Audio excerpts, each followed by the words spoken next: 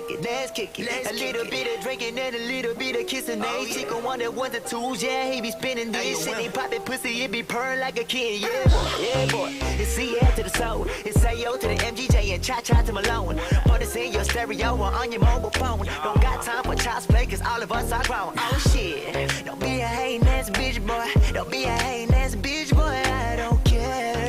Yeah, we getting rich boy, me and my homies getting rich boy. I think good vibes only, it's just me and my homies. And if you don't know me, then you better stay the fuck out of my section.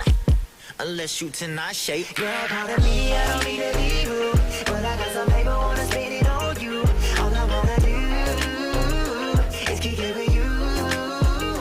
Bottles on deck for you and your crew. Baby, swing by, girl, you should come through.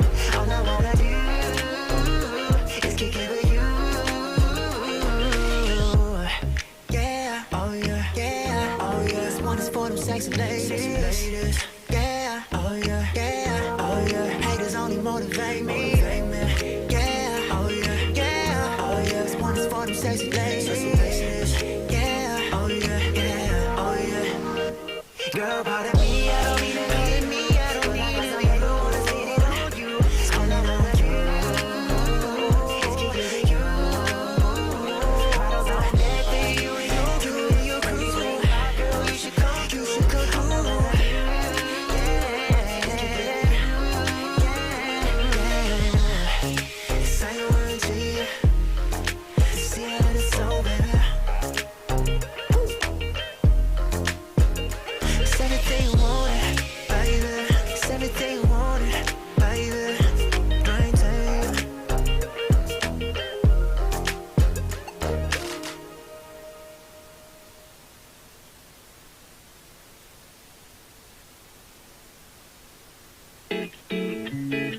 Na na na na na na.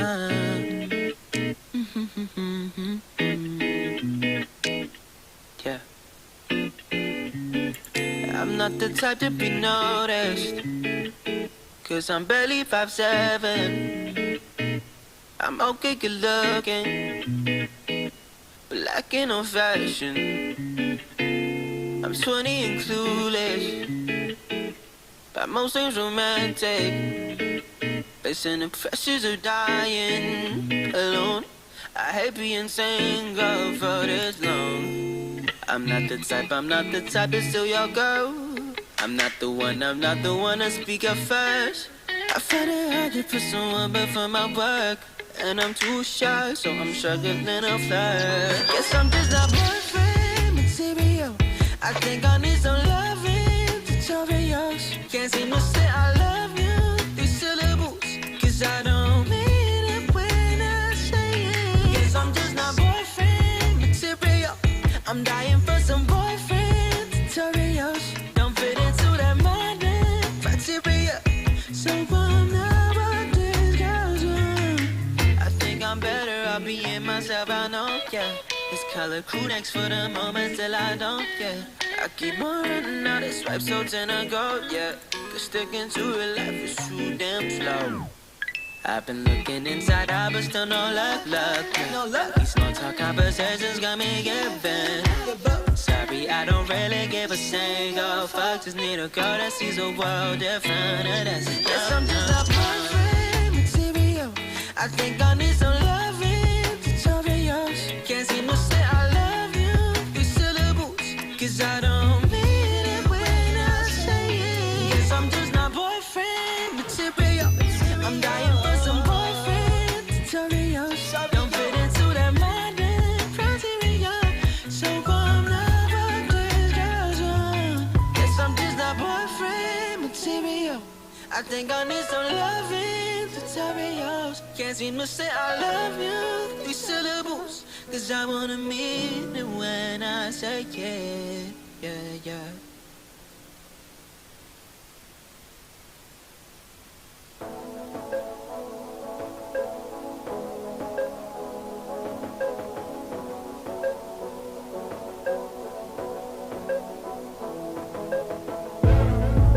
Remember when we first met?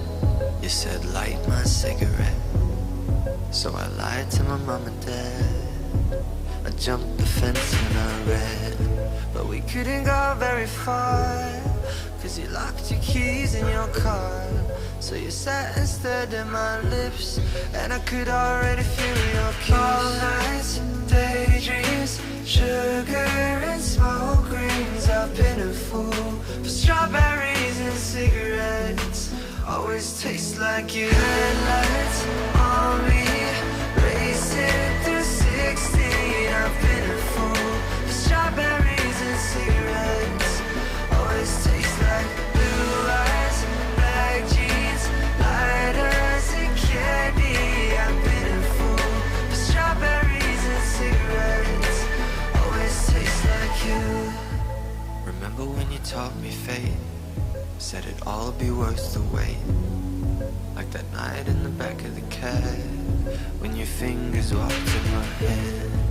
Next day, nothing on my phone, but I can still smell you on my clothes.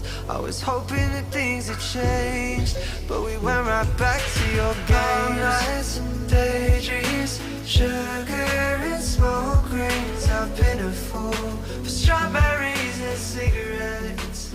Always taste like your headlights on me.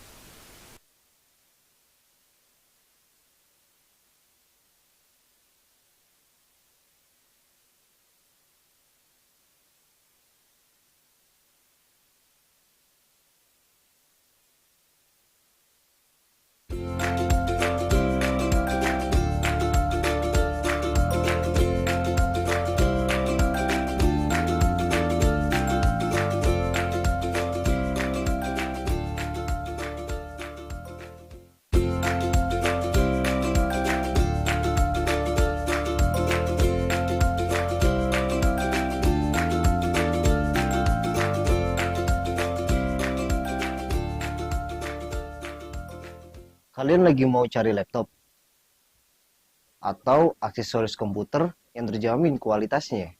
Galaxy Solusindo, toko komputer yang terlengkap di Kota Malang dengan 5 cabang yang tersebar di setiap daerah. Kalian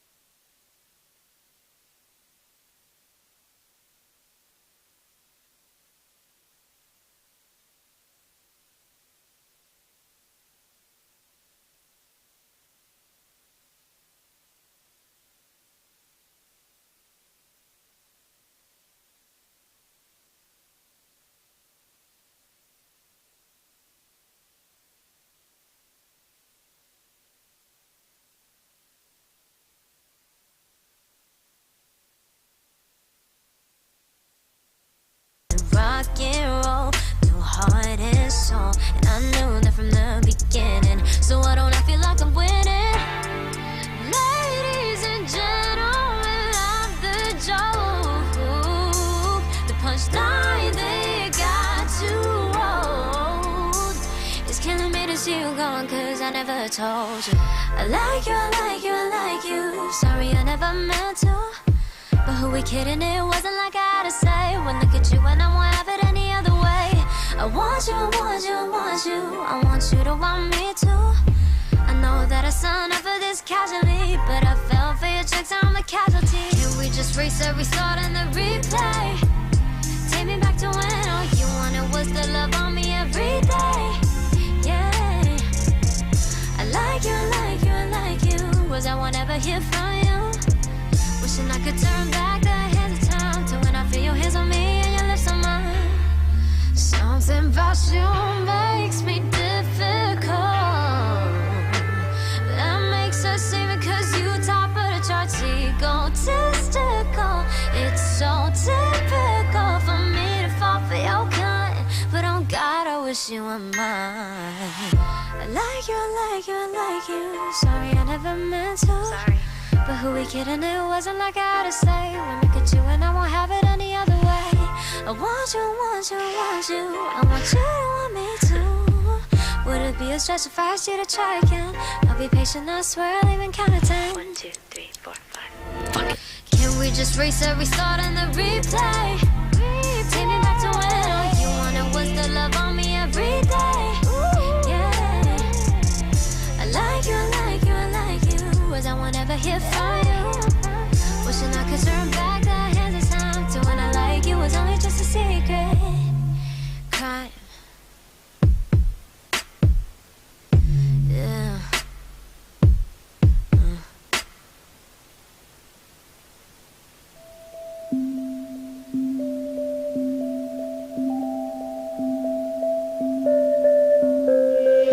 Wonder what I'll do when the cops come through and the whiskey's run out. Cause I've been looking at you since 2:30. Wanna take this downtown. This liquid courage got me way too honest. Put your phone on vibrate, let's catch a vibe, babe, while the sun's down. Hush now, I know we're a little too fucked up to stay still. Love, be as quiet as you can, cause if anyone sees, they'll just blow shit up. I don't gotta know if you're taken, I just let you know bad shoes vacant. No one's gotta know, just us and the moon till the sun starts waking. Love's the only direction I see, as long as we keep this low, low, low, low, low, low, low, low key. You ain't even gotta low, low, low, low, low, low, low, love me. I said my king size, keep it a secret. Say I'm your queen, I don't wanna leave this low, low, low, low, low, low, low, low key. Wizard with words telling me my energy so bewitching. So I'll go first up and bar, let's close this distance. So my, don't make me have to spell it all night. I don't really give a fuck about all the he said, she said bullshit. So pick your poison, love, let's go somewhere a little more exclusive. Take a shot, take a chance, take my hand, boy. Tension so intense like an asteroid. Be discreet, gotta dodge at the tabloids. Let's not think too much, there ain't no problems, so long as we keep this low, low, low, low, low, low, low, low key. You ain't even gotta low, low, low, low, low, low, low, love me. I said my king size, keep it a secret. Say I'm your queen, I don't wanna leave this low, low, low, low, low, low, low, low key.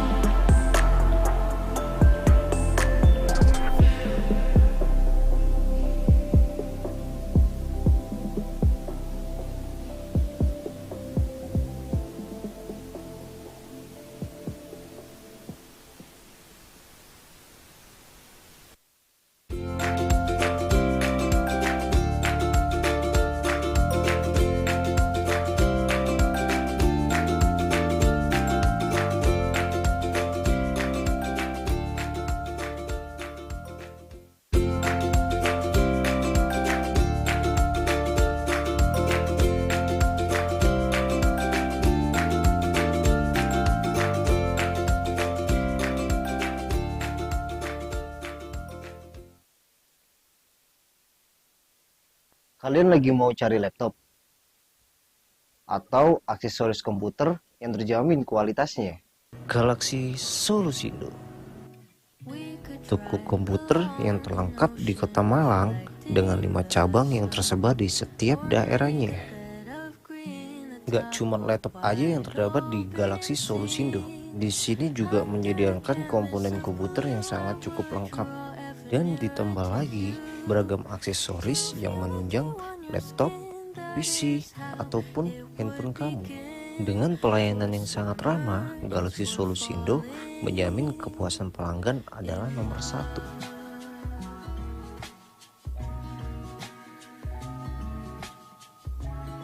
Dan Galaxy Solusindo juga mempunyai teknisi yang sudah super profesional.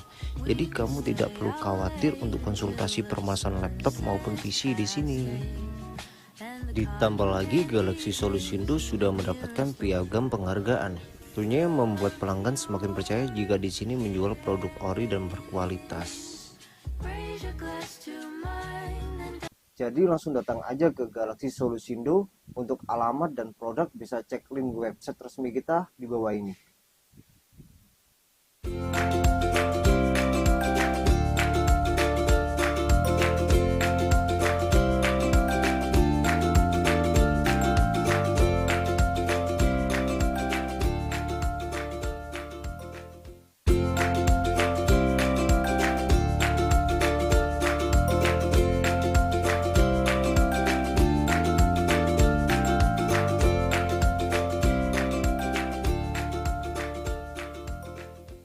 Kalian lagi mau cari laptop atau aksesoris komputer yang terjamin kualitasnya? Galaxy Solusindo, toko komputer yang terlengkap di Kota Malang dengan 5 cabang yang tersebar di setiap daerahnya. Gak cuma laptop aja yang terdapat di Galaxy Solusindo, di sini juga menyediakan komponen komputer yang sangat cukup lengkap. Dan ditambah lagi beragam aksesoris yang menunjang laptop, PC, ataupun handphone kamu.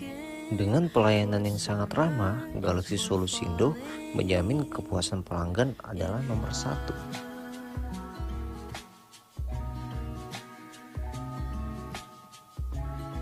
Dan Galaxy Solusindo juga mempunyai teknisi yang sudah super profesional.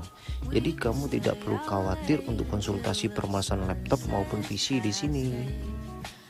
Ditambah lagi Galaxy Solusindo sudah mendapatkan piagam penghargaan. Tentunya membuat pelanggan semakin percaya jika di sini menjual produk ori dan berkualitas.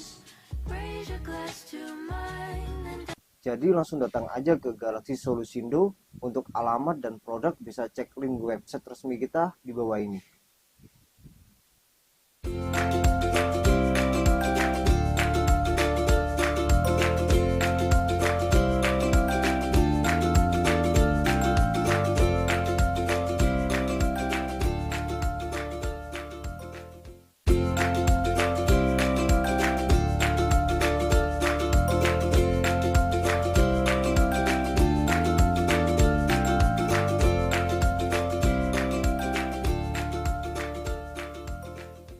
Kalian lagi mau cari laptop atau aksesoris komputer yang terjamin kualitasnya? Galaxy Solusindo, toko komputer yang terlengkap di Kota Malang dengan 5 cabang yang tersebar di setiap daerahnya. Gak cuma laptop aja yang terdapat di Galaxy Solusindo, di sini juga menyediakan komponen komputer yang sangat cukup lengkap. Dan ditambah lagi beragam aksesoris yang menunjang laptop, PC, ataupun handphone kamu. Dengan pelayanan yang sangat ramah, Galaxy Solusindo menjamin kepuasan pelanggan adalah nomor 1.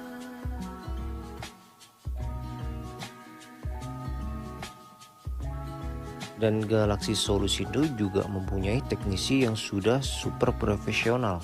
Jadi kamu tidak perlu khawatir untuk konsultasi permasalahan laptop maupun PC di sini. Ditambah lagi Galaxy Solusindo sudah mendapatkan piagam penghargaan. Tentunya membuat pelanggan semakin percaya jika di sini menjual produk ori dan berkualitas. Jadi langsung datang aja ke Galaxy Solusindo. Untuk alamat dan produk bisa cek link website resmi kita di bawah ini.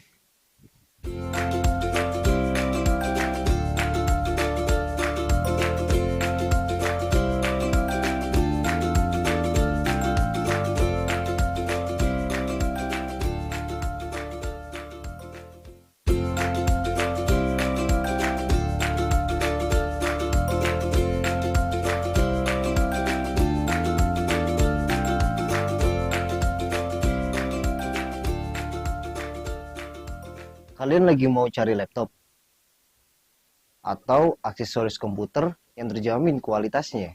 Galaxy Solusindo, toko komputer yang terlengkap di Kota Malang dengan 5 cabang yang tersebar di setiap daerahnya. Gak cuma laptop aja yang terdapat di Galaxy Solusindo, di sini juga menyediakan komponen komputer yang sangat cukup lengkap. Dan ditambah lagi beragam aksesoris yang menunjang laptop, PC, ataupun handphone kamu. Dengan pelayanan yang sangat ramah, Galaxy Solusindo menjamin kepuasan pelanggan adalah nomor 1.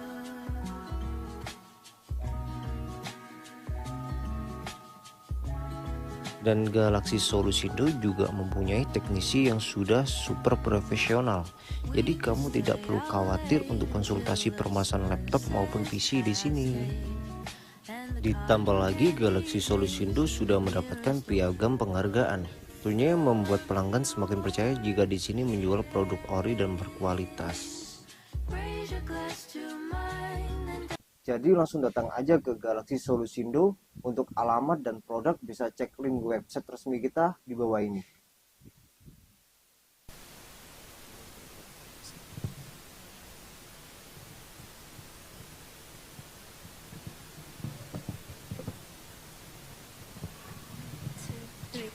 Hello guys! Have you guys been waiting for this moment? Are you guys nervous? Don't be nervous, we don't bite. That's right. I still don't know your name. Oh yeah, I'm the charming sweetheart, I'm Feli. And I'm the happy virus, I'm Yael. Welcome to Langsep Challenge Storytelling Competition 2023. Woo! Let's applause together. Wait. Before we start, let's pray together. To Tabitha, you are welcome.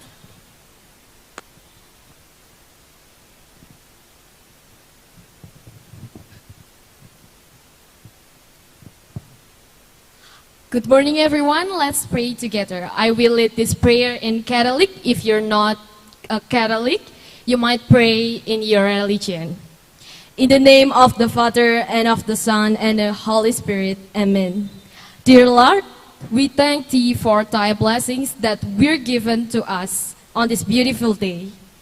Bless our mind, soul, and heart, and give us the courage to participate in this competition today. May our event go well and smoothly and bring us happiness at the end of today, whether win or not. Amen. In the name of the Father, and of the Son, and the Holy Spirit. Amen. Thank you.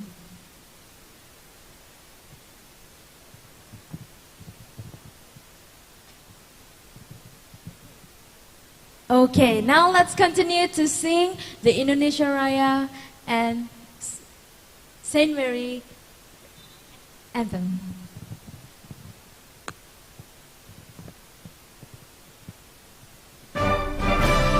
Please stand up, everybody.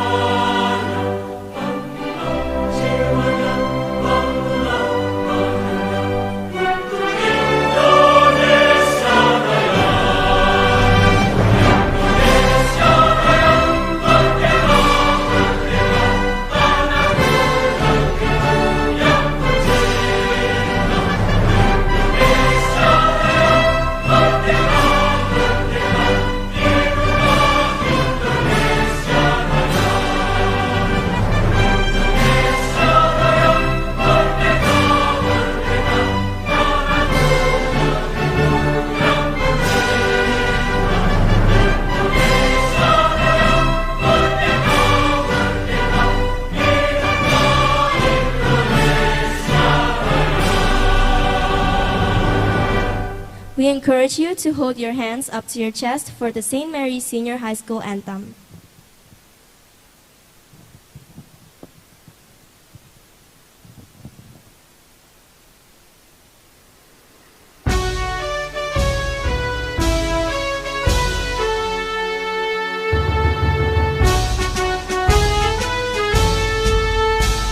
Satu tekad, mari bergandeng tangan, kita bina persaudaraan. Tekun belajar, terus berkarya, ikut mencerdaskan bangsa. Bersemboyan, C2 kita siap menghadapi tantangan masa depan. Kompeten, kreatif, inovatif dan harmoni menjadi pedoman di hati. Teguhkan niat, raih prestasi, budayakan kejujuran. Berbudi luhur, berbelas kasih, tulus dalam pengabdian. Di bawah perkumpulan Dharma Putri SMHK Santa Maria. Tetap ku jaga, tetap ku bela, di dalam suka maupun dalam duka. Tetap ku jaga, tetap ku bela, kini dan selama-lamanya.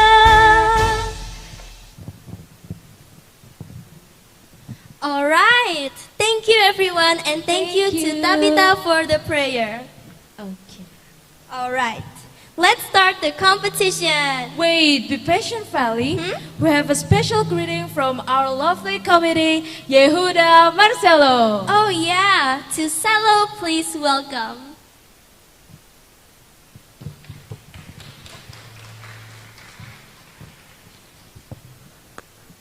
Oke, selamat pagi para juri, Bapak Ibu juri dan para peserta Lomba Langsep Challenge dan pembimbing yang hadir juga dalam lomba saat ini. Selamat pagi semuanya. Oke, saya pertama selaku Ketua Panitia Langsep Challenge 2023 di SMK Santa Maria Malang ini mengucapkan selamat datang di SMK Santa Maria, karena kita juga berterima kasih karena dari kalian semua, dari semua peserta mau menghadiri dari TM-nya, sekarang juga mau menghadiri lomba, mau mendaftar. Kita sungguh berterima kasih sehingga lomba ini juga dapat diselenggarakan dengan baik. Nah, tujuan kita mengadakan lomba storytelling ini juga agar kita dapat mengembangkan potensi dari setiap peserta didik juga dalam berbahasa Inggris, khususnya sendiri dalam bercerita. Nah, di sini kami juga berharap dari semua peserta juga, dari peserta lomba dapat berlomba dengan baik, dengan sportif, sehingga acara ini dapat berjalan dengan lancar. Oke, begitu akhir kata dari saya. Terima kasih, selamat berlomba, selamat berkompetisi. Apabila dari saya berbicara ataupun dari panitia melakukan kesalahan, kami mohon maaf sebesar-besarnya. Oke, sekian dari saya. Terima kasih. Thank you, Cello. Let's applause to our committee chairman. Okay, Fel. I can't wait to start the competition. But is there anything else, Fel? Of course, me too. But I just want to remind you all that this competition will be live streamed on YouTube. Woo! It's so cool, Fel. Of course. Now, let's ask the participants. Okay. Are you guys ready? Oh my God, come on guys, where's your spirit? In a room full of 37 of you, it sounds like only 5 of you are here. Come on, give me one more shot. Are you guys ready? There you go. Okay, I want to remind you guys that you have 7 minutes to tell your story.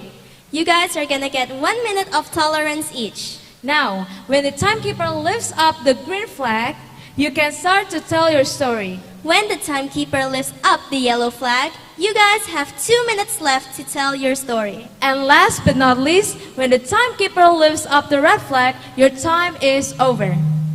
Now, before we start, let's introduce to these amazing people in front of us who will be your judges for today. Let's applause to them. Woo. All right, for the first judge, please welcome Mr. FX Dono Sunardi. Woo. Let's applause, guys. Mr. FX Dono Sunardi is a translator and editor in Buana Ilmu Popular Publisher, Gramedia Group, Jakarta since 2004.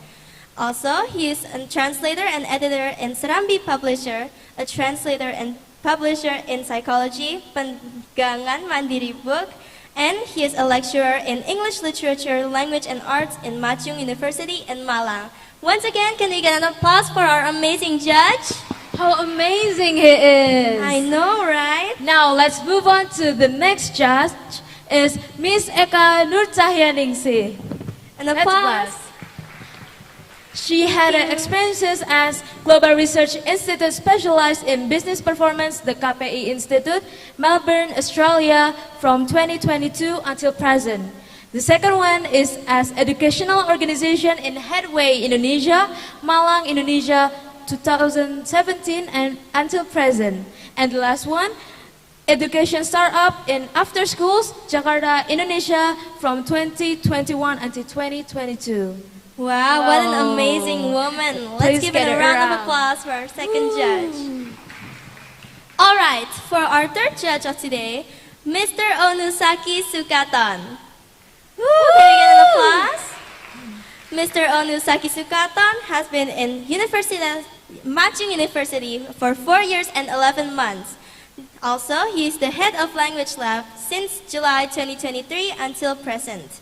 He now actively manages the Language Lab for the Faculty of Languages in Machung University. Other than that, he is also a lecturer since January 2019, teaching linguistic courses.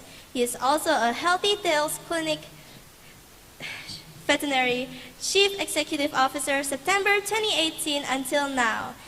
Last but not least, he is also an education consultant and EF Education First ever since January 2016, consulting students who want to attend summer school or winter school abroad.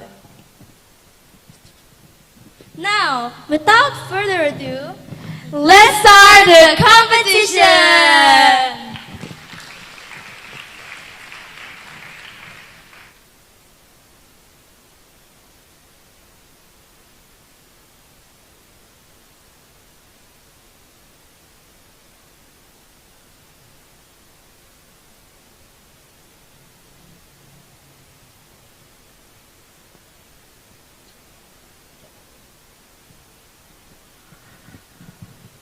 Alright, for the first contestant, Agatha Olivia from SMPK Widyatama Batu.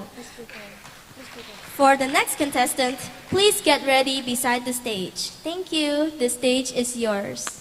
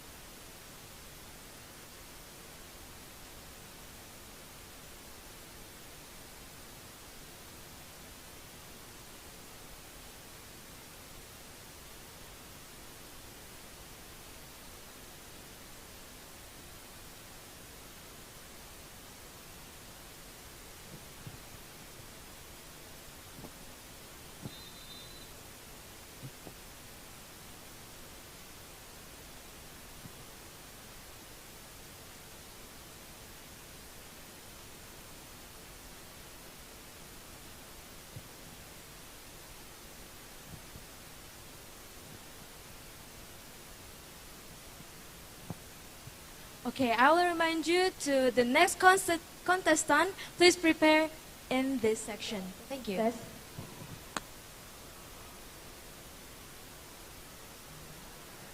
Langsung mulai.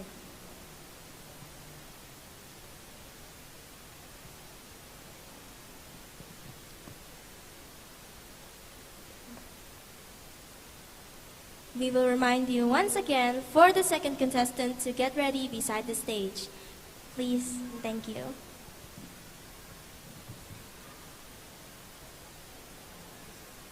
Agatha Olivia, the stage is yours. In Sunderland, there was a kingdom led by a king, and there is a drum everyone. Good morning, teachers. Let me introduce myself. My name is Agatha Olivia Chandrika from SMPK Widyatama Batu. Today, I will tell you a story of Tiung Wanara. Once upon a time in West Java, there was a kingdom called Galuh. The rule was King Barma Wijaya Kusuma. He had two wives, Pohaji Naganingrum and Dewi Pangareop. At the time, both of them were pregnant. The king was very happy when Dewi Pangareop gave birth to a baby boy. The king named him Haryang Banga. Several months later, Pohaji also gave birth. Dewi Pangareop helped her during the birth process, but she had an evil plan. She had prepared a baby dog and gave it to Pohaji. Then she put the baby in a box and had it thrown into the river.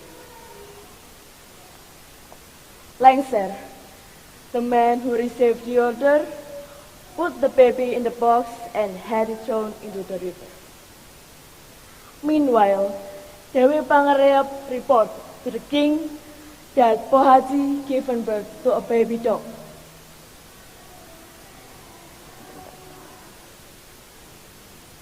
Oh, Your Majesty, Pohaji is an evil woman.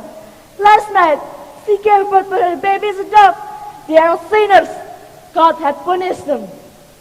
This is a shame for the royal family. The king was shocked and very angry to hear that. He thought it was a shame for the royal family.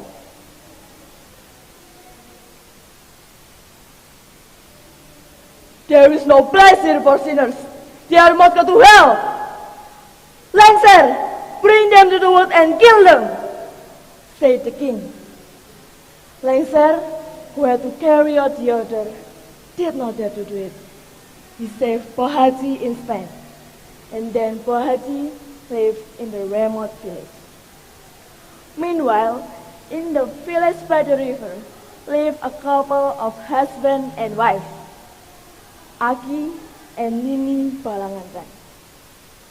Several years had passed after their marriage, but still they had no children.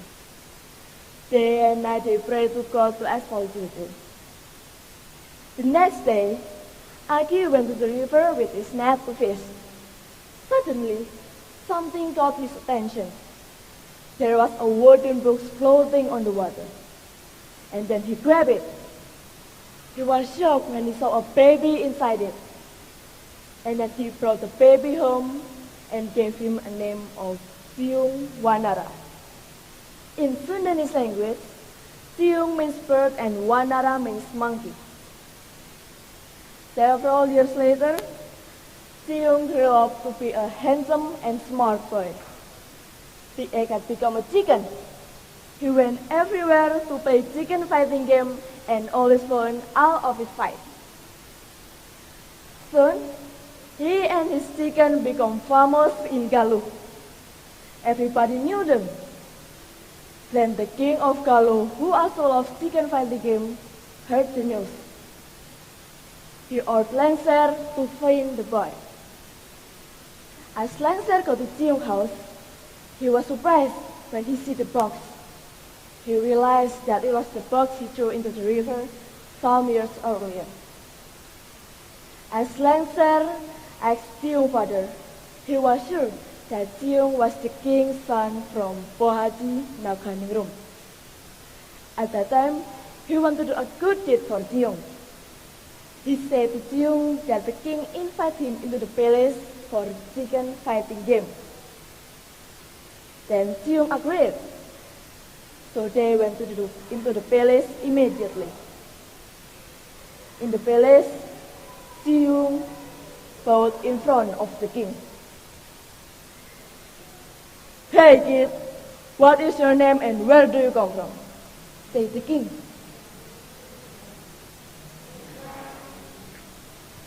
"My name is Tiung Wanara, from Geger Sunten, Your Majesty." And then the king said, "What is your purpose for coming here?" Tiung said that That is, my lord. I have a strange chicken. The mother had broken up for a year. The nest is gone down. Even stranger, before it hatched, the egg was washed away in the river, said Jiung. And then the king said, "So, you want to connect that chicken with mine? What's the bet?" said the king. Jiung said, "If my chicken lose, I am willing to give up my life. But if your chicken lose, please, I beg you to give me Galuh Pakuan's kingdom." The king agreed. He was sure that his chicken would win. And then in the first fight, Jiung's chicken won the fight. Everybody was surprised. The king had no choice. He had to keep his word and give his kingdom into Jiung. Then Langsep told the king that Jiung was actually his own son from Bahati Naganingrum. He revealed Dewi Pangrayap's evil action, and then he told his soldiers to arrest and punish Dewi Pangrayap. This event made Haryang Bangakot very angry. He quickly attacked Jiung Wanara. Finally, the king decided to divide his kingdom into two parts. The border was Dipamali River. The west of the river was given to Haryang Banga, while Jiung Wanara ruled the eastern part of the kingdom. From this story, we learn that bad deeds will bring bad things in the future, while good things will bring success and happiness in the future. That is a story of Jiung Wanara. Thank you. Let's applause to the first contestant. What a nice start up with this contestant. Now let's move on to the next contestant, Alena Saraswati Dynasty Violin from SMPN 3 Batu. Woo! For the next contestant, Gwyneth Lorentan, please stand beside the stage. Now, Alena Saraswati, the stage is yours.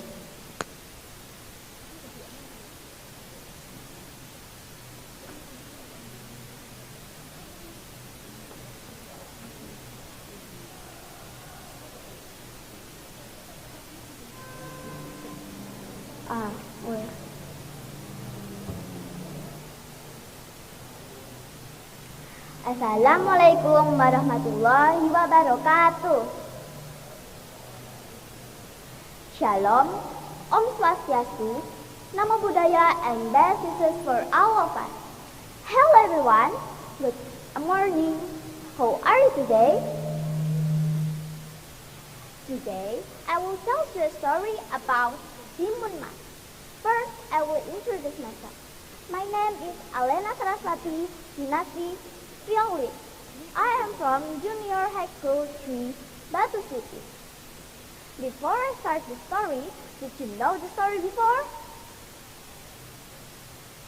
Okay, I will start the story with one day. There was an old woman and then Boyum who wanted to have a children. When Boyum went to the forest for look of firewood, Boyum met a large giant and named Buto Ichu. Who are you? Ho ho ho, I am Buto Ichu. Ho ho ho. Buto Ichu knew if Boyum want a children and say, ho ho ho, I know you want a children, right? Ho ho ho. How did you know? Ho ho ho, Just take this golden cucumber. It will turn into baby. Give it back to me when the baby was 17 years old. Ho, ho, ho! Yes, I will. I promise. Thank you. Mbak Yam is so very happy. Very happy. After 9 months, the golden cucumber turned into a baby and named Timun Mas.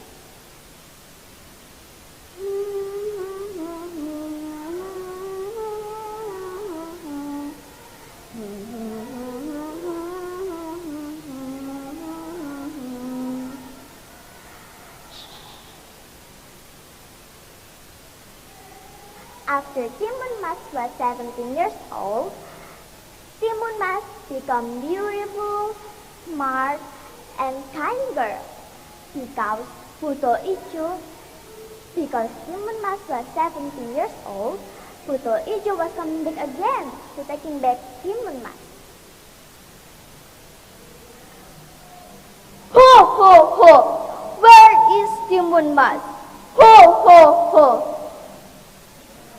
So sorry, but Timun Mas was going to the lake.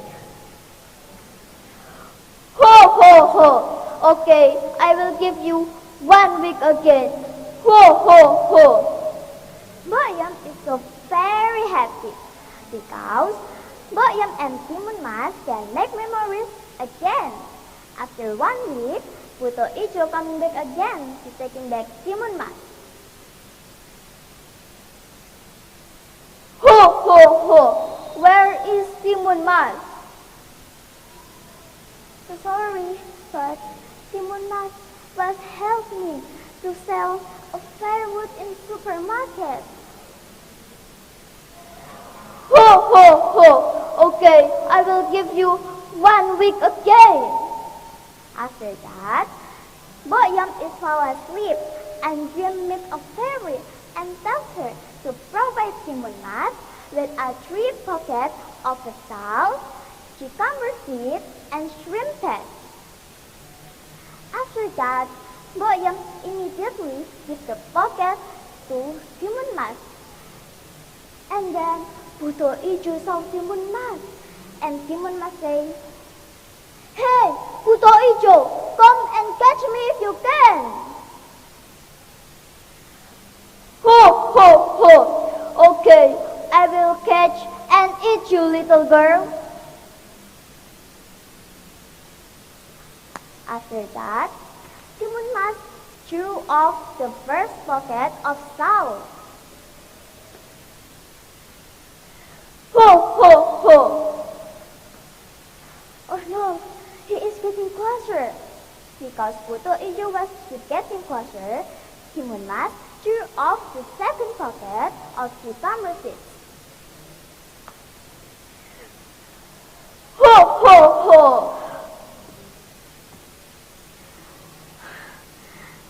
Puto Ijo keep getting closer, and Timun Mas threw off the last pocket of shrimp head. Oh no! Timun Mas, help me! So, Puto Ijo deeply in suction mode. So, the salt turned into a sea, the cucumber seeds turned into forest, and the shrimp head turned into suction mode. And finally, Timun Mas come back home with a safely. That's all from me. Thank you for your attention. See you again. Wassalamualaikum warahmatullahi wabarakatuh.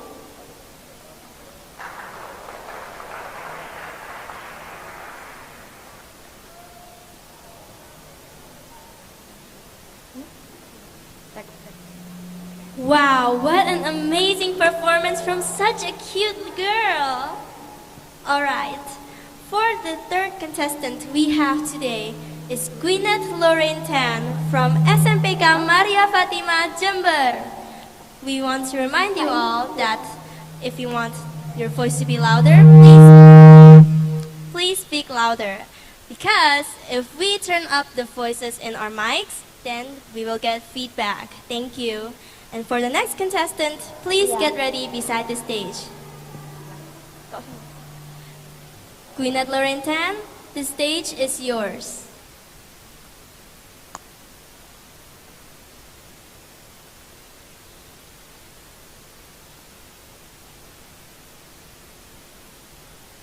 My skin! My skin! What's happening to my skin? How could you do this to me? Hello everyone! My name is Gwyneth Laurentine, and I'm a student of Maria Fatima Catholic Junior High School. Okay, so before I tell you my story, have you ever heard of the iconic Prambanan Temple? Yes, the ones located in Central Java. Because today, I will tell you a very interesting story. The title is The Legend of Roro Jonggrang. Here's the story. Once upon a time, there was a kingdom named Prambanan. All the people of Prambanan lived peacefully. One day, Prambanan kingdom was attacked and occupied by the Pengging kingdom. Prambanan then was ruled by Bandung Bondowoso of Pengging kingdom. He was a mean king. He also had a great supernatural power. His soldiers were not only humans, but also genies. The king of Prambanan had a beautiful daughter named Roro Jonggrang. One day, Bandung Bondowoso met Roro Jonggrang and instantly fell in love with her. Oh my God, you're very beautiful. Would you be my queen? Asked Bandung Bondowoso. Roro Jonggrang was very shocked. She didn't like Bandung Bondowoso because he was a mean person. She wanted to refuse, but she's afraid that Bandung Bondowoso would endanger the people of Prambanan. So, she came up with a brilliant idea.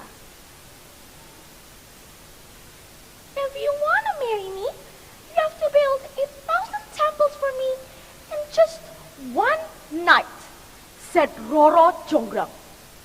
What? That's impossible, said Bandung Bondowoso. But he didn't give up. He consulted with his advisor. His advisor said, Your Majesty can ask the genies to help build the temples. So, Bandung Bondowoso sat on a stone. His hands were spread out widely at the sky. Then, he summoned his entire genie soldier and commanded them to help him build 1,000 temples.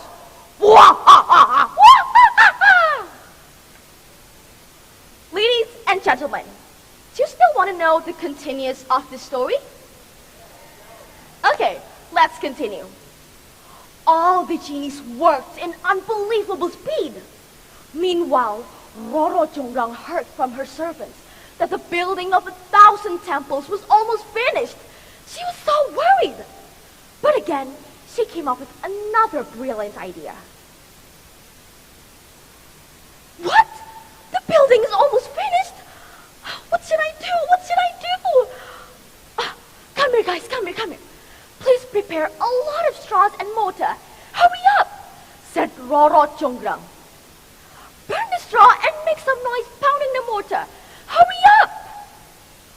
All the servants did what Roro Jonggrang had ordered them, burning the straw and make some noise pounding the mortar, making the genies think that the sun is going to rise.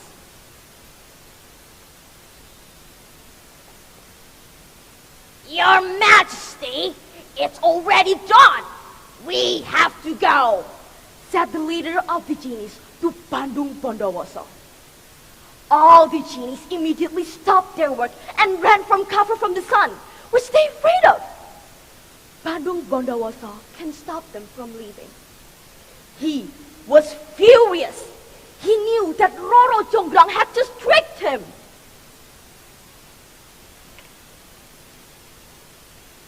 You Roro Jonggrang, I know you just tricked me. I already have 999 temples. I just need one more temple and you ruined everything. Now I will make you the 1,000 temple, said Bandung Bondowoso as he pointed his finger to Roro Jonggrang and said some mantras. Roro Jonggrang begged for his forgiveness as she cried non-stop. Oh my God, I'm so sorry, Bandung Bondowoso. My skin's turning into stone. How could you do this to me? And then finally, her crying stopped because her body has just completely turned into stone. And then Bandung Bondowoso leaned in closer to Roro Jonggrang's statue and mumbled to himself, "You should have appreciated what I've done for you. Don't ever lie to me." Until now, the temple is still standing in central Java, and the temple is called the Roro Jonggrang Temple. The moral value of the story is we must never lie to anyone. Ladies and gentlemen, that is the end of my story. Thank you for listening and have a good day. Goodbye. How amazing is that? I got a goosebumps. Okay, now let's move on to the next contestant, Naomi Isabel Chia. And for Naisa Arisela Kinayoshi, please prepare beside the stage.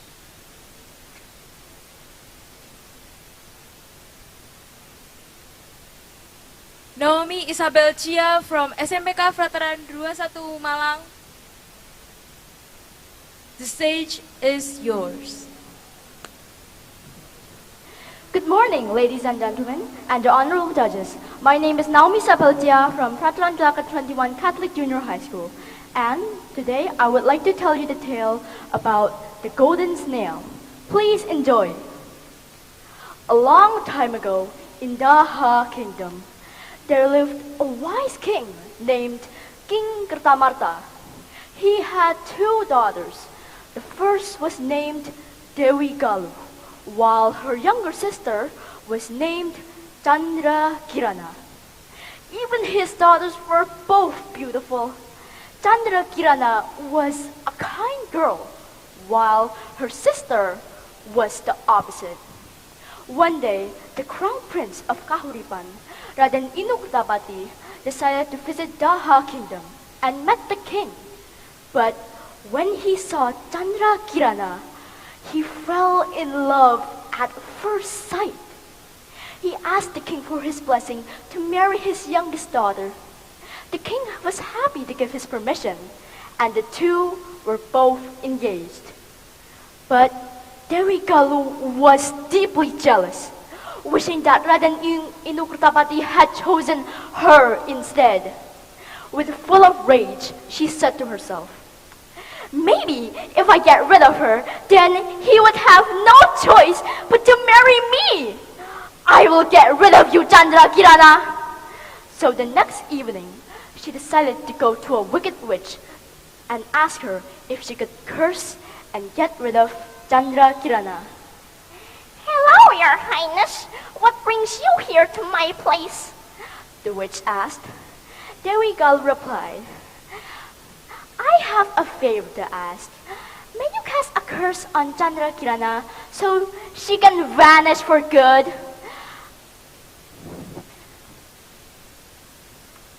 "I will give you 5 bags of golden coins if you succeed."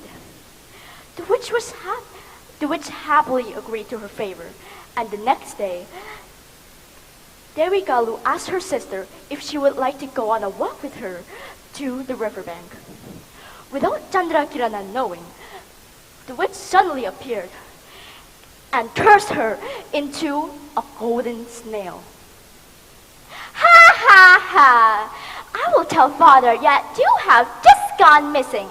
Oh, and not to mention, this curse can only be broken if you meet your fiancé again. So good luck on doing that, my dear sister. And with that, she threw her sister away through the river. After what felt like hours, the snail still floated through the river. But suddenly, an old lady that was trying to catch fish accidentally caught Chandrakirana that was still in the form of a golden snail.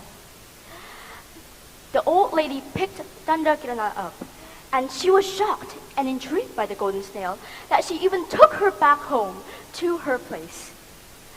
When the old lady was out for work, the golden snail turned human again and took great care of the house and even prepared delicious food for the old lady.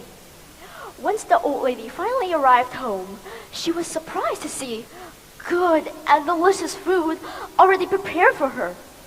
The next day, the same thing happened again and again.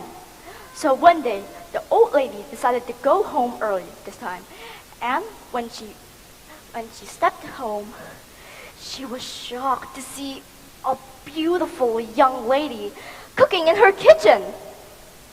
The old lady gasped, "Who are you, young lady?" Chandrakirana told the old lady everything, including her curse. Meanwhile, after Raden Inukurtapati heard the news about his missing fiancée, he decided to search for her by disguising himself as a commoner. But Dewi Galu knew his plan, so she told the witch everything. Suddenly, the witch turned into a black crow to try and find Raden Inukurtapati. When Raden Inukurtapati continued his search for his missing fiancée, he suddenly saw something. The crow said to him, "Kaka! Follow me!" Raden Inukurtapati was shocked. He said to himself, "A talking crow? Maybe it should lead me to Chandrakirana." So he followed the crow. But when he continued to follow the crow, he saw an old man sitting near a tree. He told the old man everything, including the talking crow he followed. Unexpectedly, the old man stood up, took his magic stick, and aimed it at the crow. It turns out that the old man was a powerful person, and the crow turned into smoke. The old man told Raden Inukurtapati that the crow he followed was actually the witch in disguise. The old man said if he wanted to find Chandrakirana, he had to search and find her in Dadaban village. Raden Inukurtapati thanked the old man and continued his journey. Once he finally arrived to Dadaban village, he decided to go to one of the villagers' house to ask for some water. When he stepped inside the house, he was shocked to see both the old lady and Chandrakirana. They too were also surprised, but happy to see him as well. Once they were finally reunited, they decided to go back to Daha Kingdom. And when Chandrakirana told her father, the king was furious that his oldest daughter could ever do such a thing. Afraid of the consequences, Dewi Galu decided to run away to the forest, never to be seen again. Raden Inukurtapati and Chandrakirana lived happily ever after. The end. After hearing about this story, we can learn that we should never be jealous of other people's achievements and happiness. Instead, we should be grateful about what we have. Thank you so much, and good morning. Wow, what a brilliant performance from our contestant number 4. For the next contestant, Naisa Arisela Kinayoshi from SMPN 15 Malang. For the next contestant, please get ready beside the stage. Thank you. Naisa Arisela Kinayoshi, the stage is yours. I wonder if there's a two-headed animal. Oh, good morning! Have you guys ever seen a two-headed animal before? No? Well, it's strange, right? A two-headed animal? Well, I've never seen it before, but I've heard some stories about it. Wanna hear? A story about a lion with a peacock on top of its head. Oh, my name is Naisa Arisela Kinayosi from SMP Negeri 15 Malang. The honorable judges and audiences, open up your ears because I'm going to tell you the story of the legend of Reok Ponorogo. A long time ago, in Kediri Empire, there is a king with his beautiful daughter named Dewi Songgolangit. Many kings proposed to her. However, she refused them. One day, she decided to hold a competition. She said to her father, "Father, in order to marry me, the kings must perform a presenting performance that never happened before, accompanied by 114 twin horses ridden by soldiers and a two-headed animal." After that, the news spread faster than the light.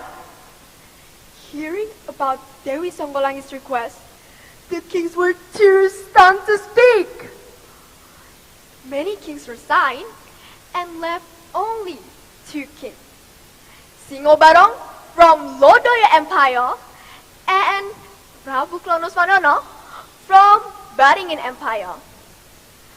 On a nice day, Singobarong got a news from his maid. His maid said, "Your Majesty, Prabu Klonoswandono from Baringin Empire is almost complete. By gathering Dewi Songgolangit's request, what shall we do, Your Majesty?"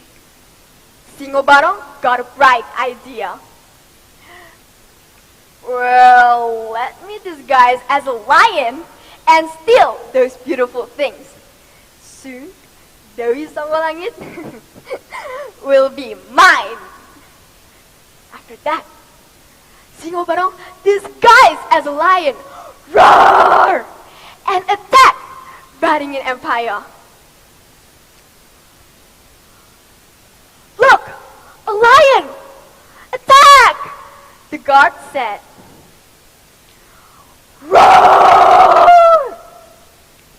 Singobarong starts to attack Baringin Empire, and little that they know that Prabu Klonoswandono was watching them from afar. After a while, a peacock started to sit on Singobarong's lion head and pecking the fleece on its head. Seeing the view of a peacock sitting on a lion's head, Prabu Klonoswandono got an idea. A peacock sitting on a lion's head. What a beautiful view. Oh, maybe I should unite the two and I will get a two-headed animal. Let me use my powers and unite the two. Prabu Klonoswandono used his power to unite the lion and the peacock. Ha! Bam! Then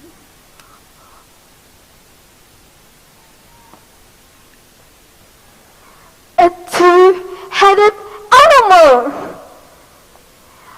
A lion with a beautiful peacock. Finally, Dewi Songgolangit's requests are complete.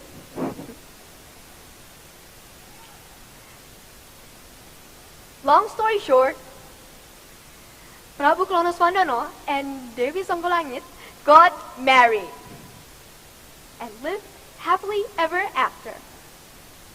In this era, we can see the two-headed animal in the form of a dance performance in Ponorogo called Reok Ponorogo.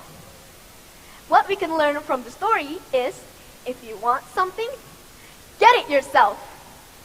Work hard and God will give it to you. Now, it's wonderful, isn't it? And I think it's time for me to go. Call me anytime if you miss me. My name is Naisa Arisala Kinayosi from SMP Negeri 15 Malang. Thank you. And adios.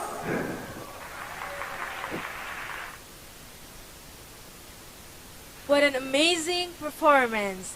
Now let's move on to the next contestant, Muhammad Andra Habibi. And for the next contestant, please prepare to the beside the stage.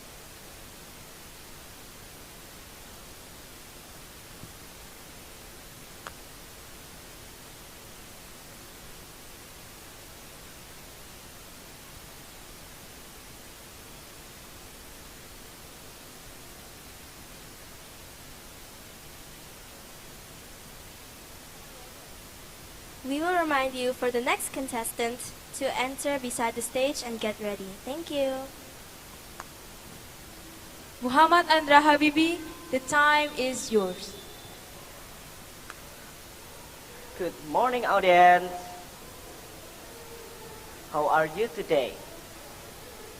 First, let me introduce myself. My name is Muhammad Andra Habibi from Junior High School 14 Malang. Today, I'm gonna tell you a famous story about the legend of Malin Kundang. I'm pretty sure most of you know about this story, but I'll make this story interesting for you. Are you ready? Alright, listen to my story. Long time ago, in a small village near beach in West Sumatra, lived a woman and her son. They were Malin Kundang and his mother. Malin's mother was a single parent, and because of that, Malin had to live hard with his mother. Malin was a handsome, diligent, and strong boy. He always helped his mother to earn money by fishing.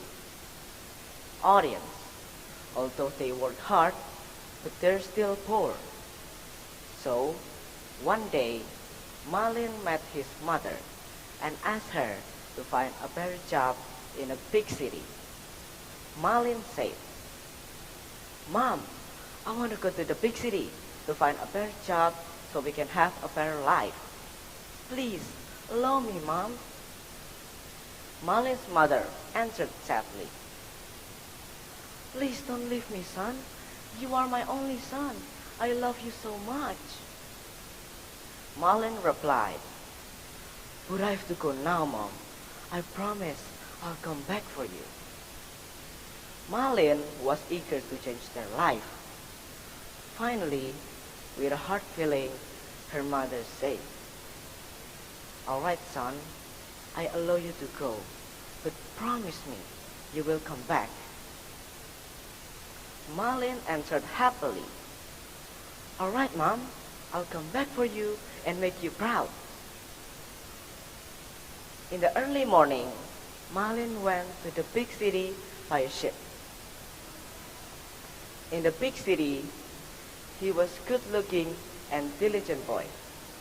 So, many women fell in love with him, including the daughter of the richest merchant. Fortunately, Malin also fell in love with her. In order to marry the girl, Malin worked harder and harder until he got success and married the girl. Audience, do you know what happened next? Well, I'll continue my story. Audience, but how was his mother? His mother was getting old and sad. She always came to ashore every morning, waiting for his son while singing. People around her felt sorry when looking at Malin's mother. When there was a ship came, she always came through and asked about her son. "Hi, do you see Malin? My handsome son. Where's Malin?" The captain of the ship answered, "No, ma'am, there's no one named Malin. Sorry." Malin's mother was upset and went to her house. It happened again and again. Audience, we back to Malin. How was he? Years passed, Malin became a rich merchant and had a beautiful wife. But he forgot his promise to his mother. One morning, Malin's wife asked to go on a vacation. So, Malin prepared his big luxurious ship and everything to sail. However, in the middle of his voyage, a big storm blockaded their ship. Therefore, their ship had to port in the closest island. You know, audience, it was the island where Malin was born. There were so many people came to see big luxurious ship, including Malin's mother. When they saw Malin on that ship, they started screaming, "Malin comes! Malin comes!" And Malin's mother heard that. She shocked and got very happy. She ran to meet Malin. She cried, "Is that you, Malin? Is that you, my beloved son? Thanks God, you finally go home, Malin. Do you remember me? I'm your mother." Malin's wife shocked and said, "Son? She says that you are her son. Is that true, Malin?" Malin became ashamed to admit his own mother. He answered arrogantly, "Mother, oh no, no, my dear, I don't know who is this poor old woman." Then he yelled to his own mother, "Hey, you poor old woman, get out of my ship." Malin's mother begged sadly, "Malin, my son, don't you remember your promise? I'm your mother. Why are you so cruel?" Malin answered loudly, "No, you are not my mother. My mother was dead." Audience, the old woman was really hurt. She got out of the ship while crying and knelt on the ground. "Oh my God, you know what happened to me. Please, do what do you want to do?"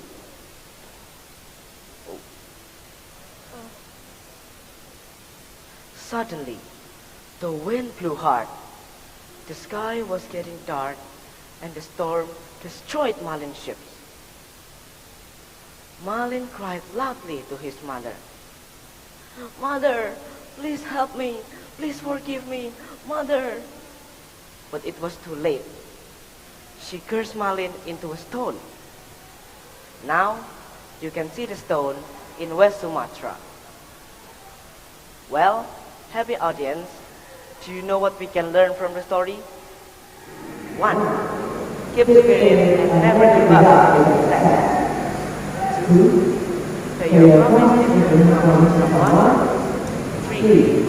Love others back their family, especially your mother. Make them happy and never hurt. Thank you for your attention. Have a nice day. Have a nice evening.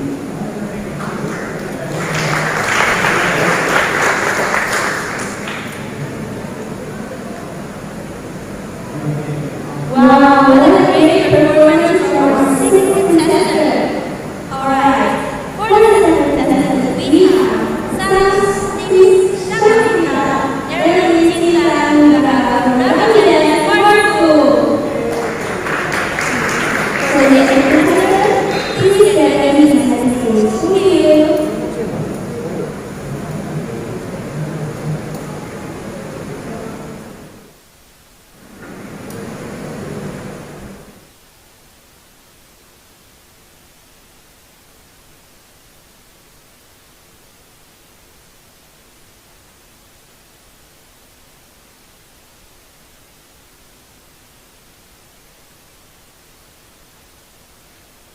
Shangstita Erlin Cintanugraha, the stage is yours.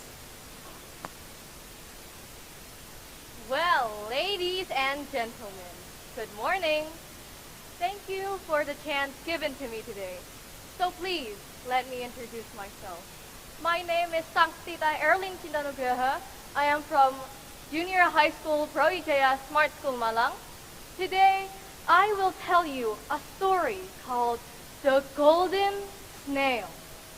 Probably some of you have already heard of this story before. But if you haven't, please listen to me carefully while I tell you this tale. So now, let's begin. A long time ago, there lived a king of Daha Kingdom named Kerta Martha. He had two daughters, one named Dewi Galuh and the other named Chandra Kirana. Chandra Kirana was a very beautiful and kind young girl, but her sister Dewi Galuh was very cruel and evil. One day, Chandra Kirana was engaged to a prince of Kahraman Kingdom named Raja Kerta Martha. Prince was very handsome and wise. This engagement made Dewi Galuh envy her sister. So she met a witch and planned to curse Chandra Kirana. Oh, witch! Can you curse my sister? She took what I wanted! It's not fair! The witch agreed to what Dewi Galuh asked. Of course, my love. And you. One day, Chandra Kirana was walking around the whole garden. Everything was so peaceful and so relaxing. But then, everything changed when the witch came and turned into a golden snail. Then, the witch threw her into the river and threw her into the river. One day, an old woman was looking for fish in the river. When she looked in the river, she didn't find any fish, but instead she found a golden snail. She picked it up and said, "Wow, this golden snail is so beautiful." Then the old woman picked it up and brought her home and put it into a little jar. The next day, the old woman came to the river again to look for more fish, but unfortunately, she didn't find any. When she returned back home, she was so shocked by the delicious dishes presented on top of the invitation. Where did all of this come from? Who did it? She was very curious. So the next day, she decided to find out what had done this. So she pretended to go to the river. Instead of going to the river, she hid behind her house and peeked at what's going on inside. She saw that the golden snail turned into a beautiful young woman who cooked meals for her. The old woman was so shocked. So she returned to her house and said, "Who are you?" "I'm a princess of Daha Kingdom. My name is Chandra Kirana. I was cursed by a witch into a golden snail." When Chandra Kirana explained herself, the old woman invited her to come back home. The news of Chandra Kirana's loss made Prince Inu very sad and confused. Why haven't I found Chandra Kirana? Even though I have searched all over the kingdom for her, I still haven't found her. I can't just give up. I need to find her.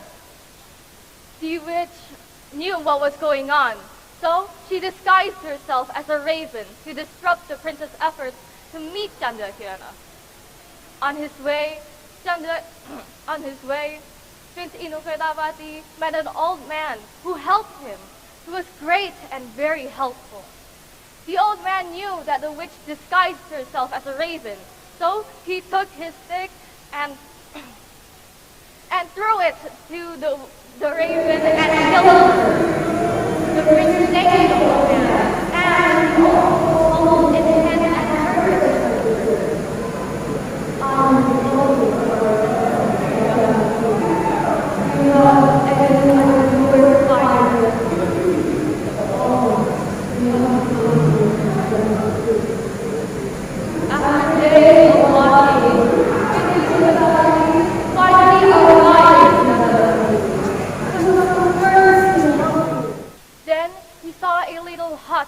and approached it. Then he was so shocked to find his fiancée was cooking through the window. "Is that you, my fiancé? Is that really you?" Then he rushed inside the house and they finally met, and the magic was all lost. Then Chandrakiana also introduced the old woman who had helped her to Prince Inu. Prince Inu Kedawati thanked the old woman. And Chandrakiana went to the village to Kahaki. Knowing that her sister had been found, then developed because she was so scared of being punished by her father. Then Prince Inu Kedawati and Chandrakiana finally got married, and they lived happily ever after. The end. The moral of the story are never give up on bad situations, and we have to be thankful for whatever we have, because God will give us what we need, not what we want. I think that's all for my story. Thank you for listening, and goodbye. What a breathtaking performance. Now, let's move on to the next contestant, Zivana Eleanor Setiono. And for the ninth contestant, please prepare beside the stage.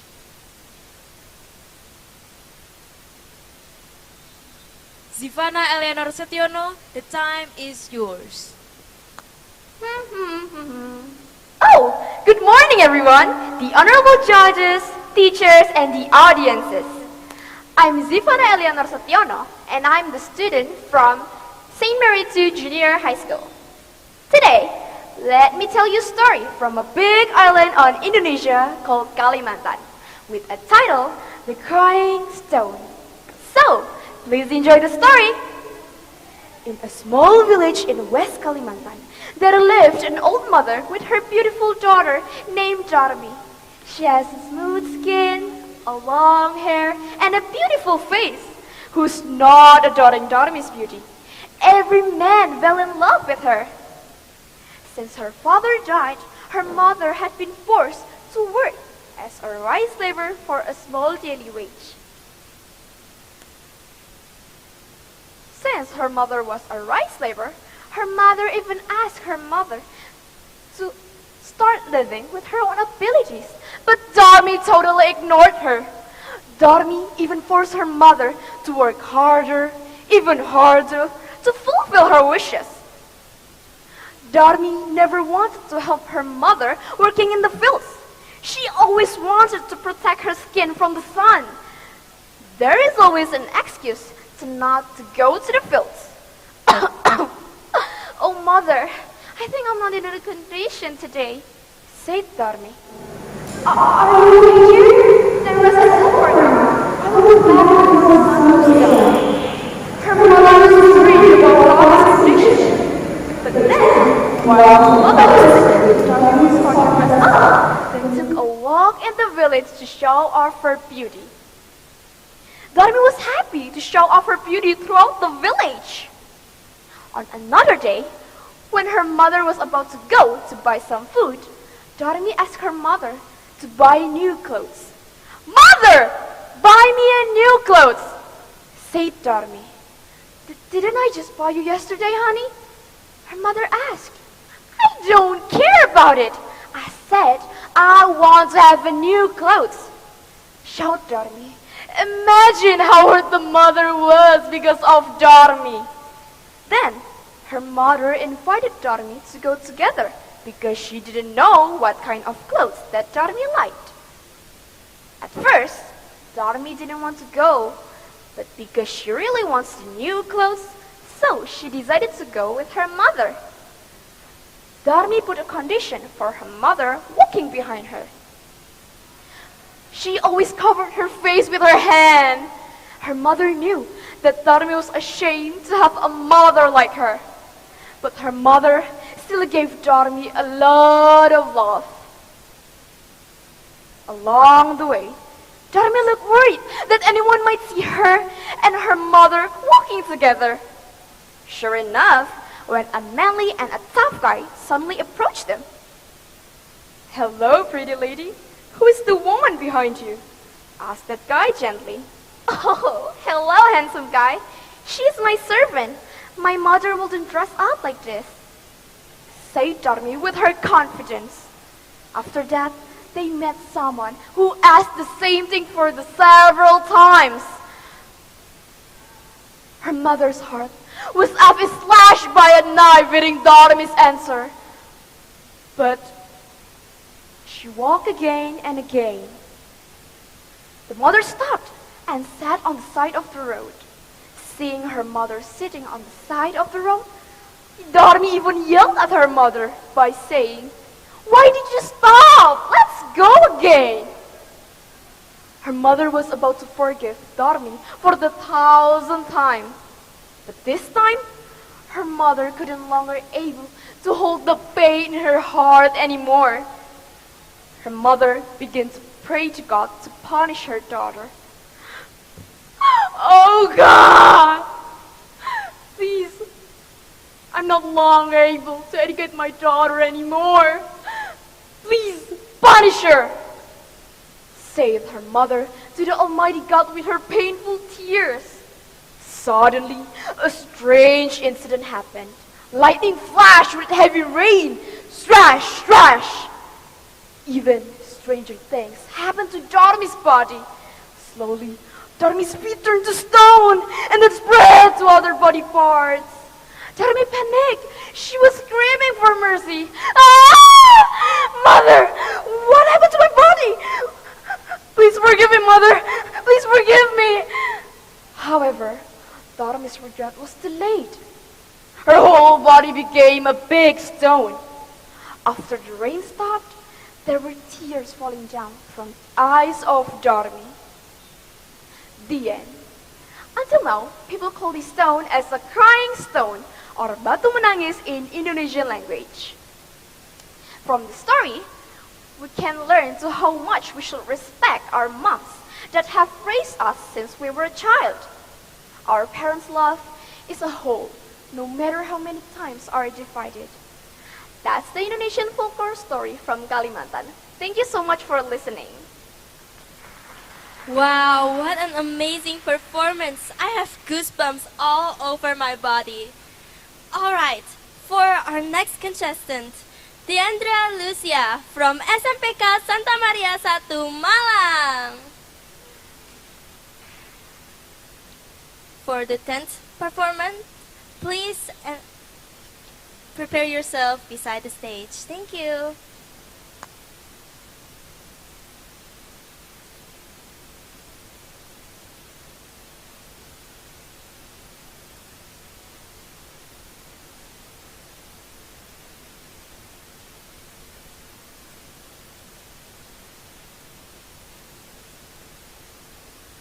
Na na na na na na na na na na. Such a fresh cucumber. It reminds me of a story from Central Java about a widow who has a promise with a giant. Are you ready to listen? Long time ago, there was a widow named Mbok Rondo. Her husband had passed away a long time ago, so that she lived in the woods alone. Mbok Rondo had no child. She always prayed to God to get a child. One night when she was praying, a giant passed her house and hurt her face. "I can give you a child, but you should give the child back to me when she is 17 years old." Mbok Rondo was terrified but thrilled at the same time, and didn't think the risk of losing the child later. She then agreed the offer, and then the giant gave her cucumber seeds and asked her to plant them around her house. Tomorrow, Mbok Rondo planted the seeds just like what the giant asked. Shortly, the seeds grew up after some days, and there were several cucumbers there. However, the most interesting thing was, there's a huge golden cucumber. Mbok Rondo plucked the golden cucumber carefully and carried it home. With care, she sliced it. And she was so surprised that a cute baby girl was inside. She adored the baby really much and named the baby with Timun Mas, which means golden cucumber. Years passed. Timun Mas has grown to be a gorgeous and lovely little girl. She was also smart and kind as well.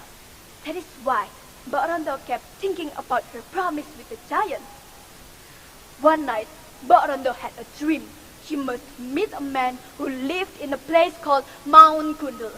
That man could help her to save her daughter. The next morning, Mbak Rondo went to Mount Gundul and met the man. He gave her 4 little bags. These bags are for her. Tell her to open and use it one by one, said the man. Mbak Rondo nodded her head as a sign that she understood the comment, and then she came back to home.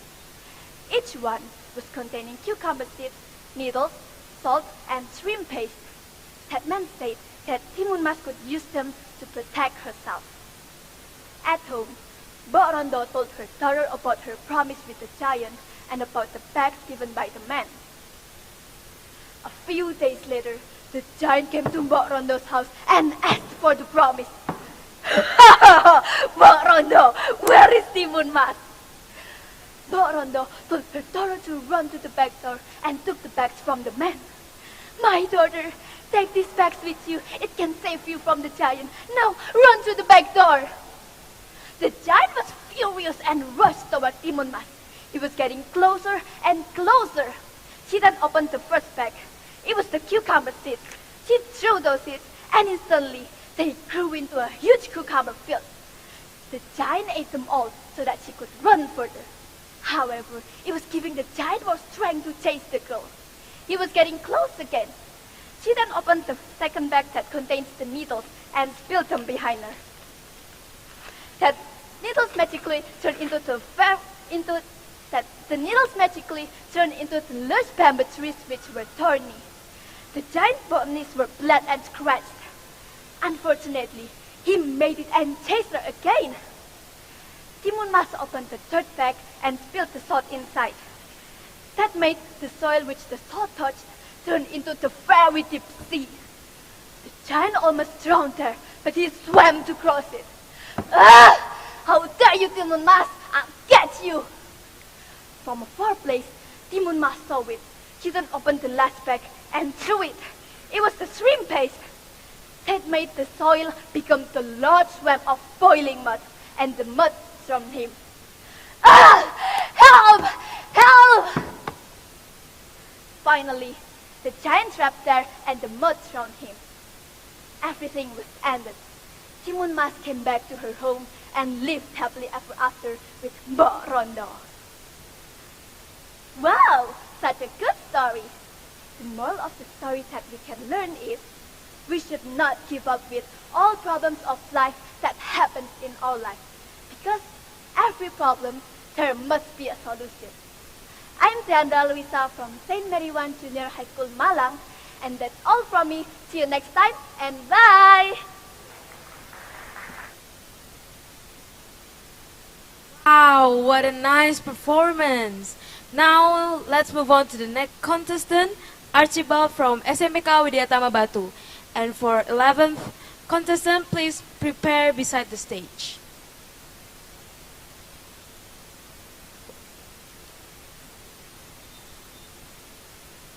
Archibald, the stage is yours. Over the mountain, crashing the sea, fighting against the evil demons to we. Hello everyone! Let me introduce myself. My name is Archibald Doantino from SMPK Widyatama Batu. Today, I want to tell a story about Kelana Sakti. This story is from North Sumatra. Once upon a time in North Sumatra, there was a kingdom named Kunama. The king was King Indah Sakti. He was a wise king and a good king. All of his people is prosperous and happy. The king and queen had a baby boy. He was the prince of the palace. In Kunama kingdom, There's a small village. Sakti and his parents lived there. Sakti was a nice boy. He was diligent and always helped his parents. One day, there's a bad news from the kingdom. King Sakti was terribly ill. All the palace here tried to heal him, but they did not succeed. King Sakti was getting weaker and weaker every day. So he called all his family and palace commander Panglima Badau to meet him. Why? Please forgive all my mistakes. Take care of my son. Make him king when it's a thought. Say the king to the queen. King continued. Panglima Badau, I trust this kingdom to you. You will be the king until my son is done. Please train him and teach him how to be a good king. Not long after that, King Sakti died. And Panglima Badau became the king. He really enjoyed his time as king. He often had parties and neglected the people. He's a bad king. One day, there was a mess in the kingdom. The king only had fun on his parties. To pay off his parties, Panglima Badau asked people to pay expensive taxes. And soldiers went to people's house to collect money, including Kelana Sakti's house. Give me your money! You have to pay the tax, said a soldier. Please, I don't have enough money. I spent my money to buy some food. Please forgive me, soldier, said Kelana Sakti's father. You are a liar! Then the soldier brought Kelana Sakti's parents to the palace. Punishment for people who refuse paying the taxes are sent to the jail. Please, don't take my parents away. Papa, Mama, please, don't leave me, said Kelana Sakti. Soldier was angry at him and hit him, making him was unconscious. Where am I? Where's my parents? Sakti was confused. Don't worry, young man, you are safe. Your parents are in the village. King sent them to the jail, said the old man. Since then, Sakti lived with the old man, and he learned many things about him, especially martial arts. After he was a dog, he completely changed. He was a man with great skill of martial arts. Now, this is time for him to go to the palace and preach everybody in jail. An old man gave him blessing and asked him to be careful. Sakti fought bravely against the soldier, and he won. Then the last one, he fighting again with Panglima Badau himself. Panglima Badau, you have to pay what you do. You make my parents are sent to the jail. This is my revenge to you, Panglima Badau. Kelana Sakti fighting again with Panglima Badau himself, and he won. And freed everybody in jail. The prince was thankful and made Kelana Sakti become the palace commander. Thank you, everyone. From these stories, we learn about we must keep our promise and never forget our promise. Thank you. Have a nice day.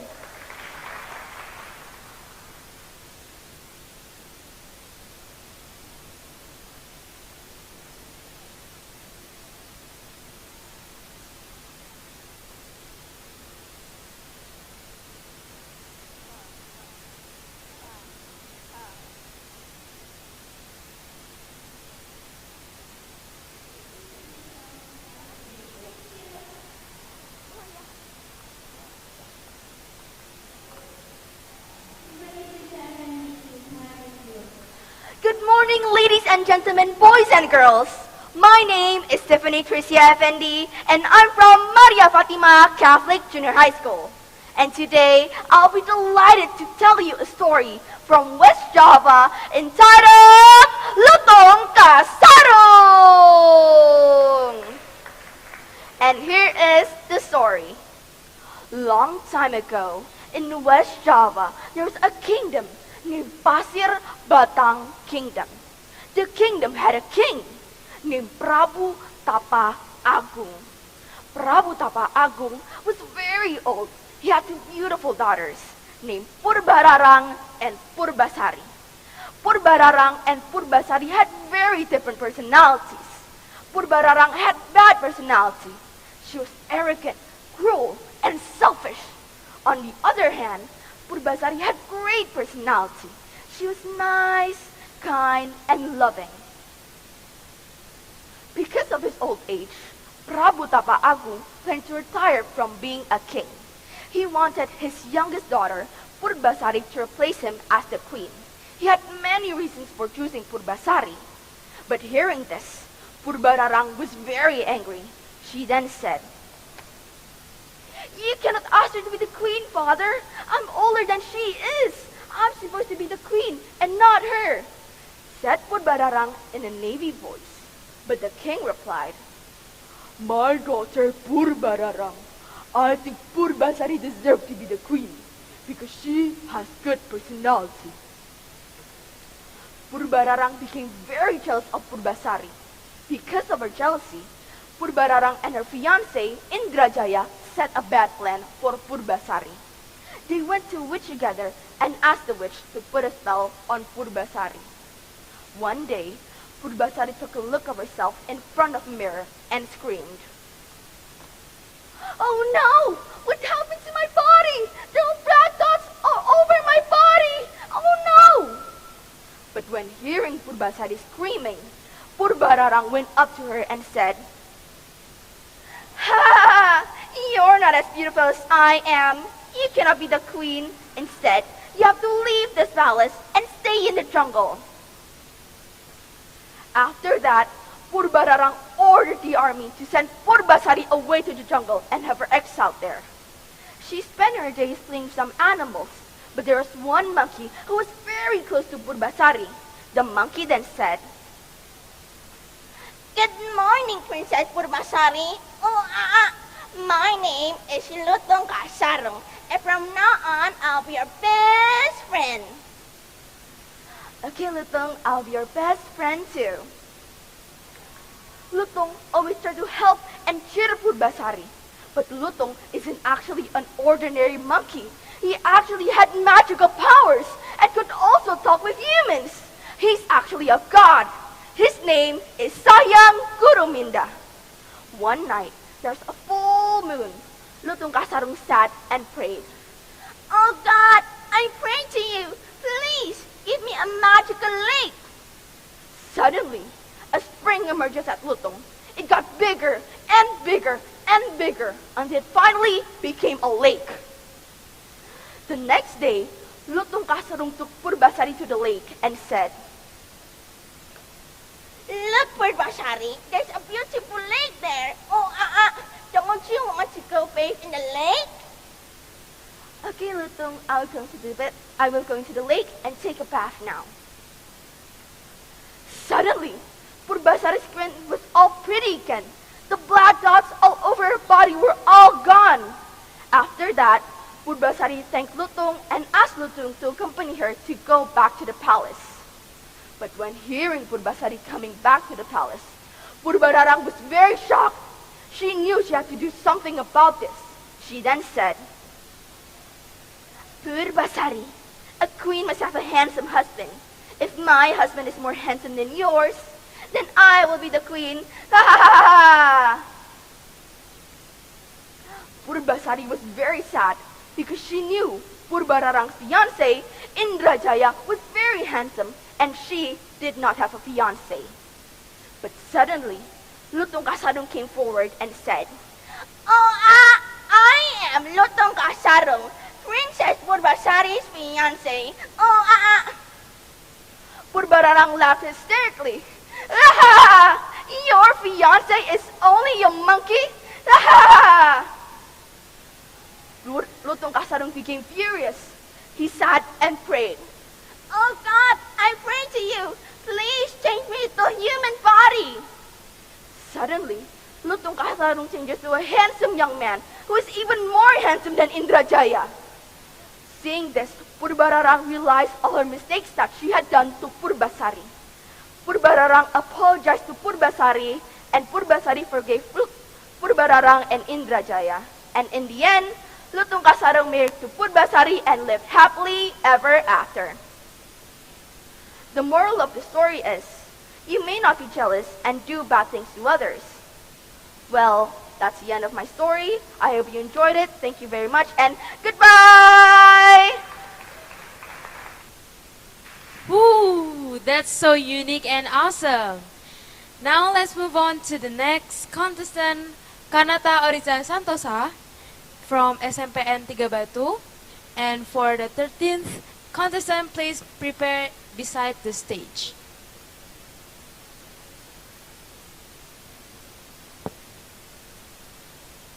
Kanata Oriza Santosa, the stage is yours. Assalamualaikum warahmatullahi wabarakatuh. Shalom, nama budaya, salam kebajikan, and peace to all of us. Hi everyone, I hope that everyone here come by a great condition. First, I know that not everyone here know my name already. So, let me introduce myself first. My name is Kanata Oriza Santosa. And I am an 8th grade middle school student from SMPN Tiga Batu. Today, I will tell you guys a story. And the title is Malin Kundang. By any chance, did you guys already know the story of Malin Kundang? I bet almost everyone here know it already, right?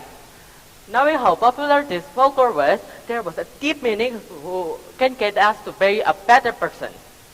Starting from, once upon a time, there was an old lady named Mandirubaya and her son named Malin Kundang, who lived by the village, by the beach called Air Manis. Mandirubaya and Malin Kundang was love each other very much. One day, Malin Kundang fell sick, and Mandirubaya take care of him. In no time, Malin Kundang get healthy as usual. When Malin grows up, he wants to go to the big city because a big ship was at the beach. But Mandirubaya disagreed of that idea. He said this to Malin Kundang. Malin, please don't go. I'm afraid something bad will happen to you in the big city. No, Mom. I have to go. Besides, this is a great opportunity for us. I want to change our fate. Okay, you can go. But promise me you will come back home. I will, Mom. I promise. Mandirubaya gave Malin some food to his journey. Mandirubaya was so sad, but happy for his son's opportunity. Every day, Mandirubaya was come to the beach and wondering, I wonder where my son is and if he's okay. Every day, she always prayed for him. One day, he heard from the ship's captain that her son was married to a beautiful woman who came from a rich family. He was so overjoyed and couldn't wait for her son to come back. One sunny day, People were gathering around the village fort. They were so confused. I thought a big ship was parked at there. Mother Rubaya was also confused, and she was so shocked after she knew that the big pretty ship is belonged to her lovely son Malin Kundang. She ran to him and hugged him tightly. Ouch! Malin, it's you, my son, Malin, right? Malin was so confused, and she said, "I'm sorry, old lady, but who are you?" Mother Rubaya was so shocked. She says, I am your mother, Mother Rubaya. Remember me?" Malin Kundang was so confused, and before he could talk anything, her lovely wife says this to him. "Is this old lady your mother? I thought your mother was as important as me. Why did you lie to me?"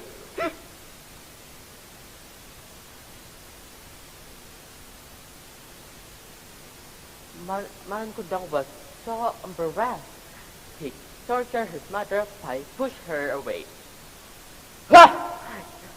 Old lady, you are not my mother." Mother Rubaya couldn't say anything and then Malin Kundang kicked her. "My mother is nothing like you, crampy and disgusting." And then Mother Rubaya was fainted on the ground.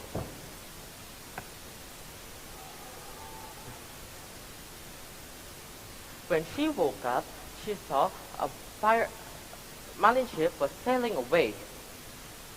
She was so hurtful. She looked up to the sky and prayed to God. "Oh God, if that Malin is not my son, then I will forgive him for what he did to me. But if he is my son, I will ask for your justice!"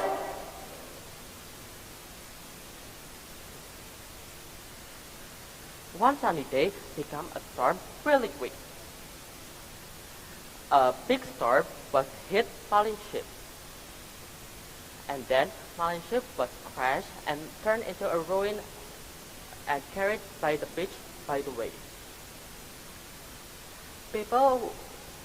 The next day, people was gathering around the beach because they were looking something new. That is a stone that looked like a ship and a human body. None of the other, it was a Malin ship and Malin's body that turned into a stone. And he was deserved this because he was disobedient to her mother. One day, ladies and gentlemen, this story was one of the most popular Indonesian folklore.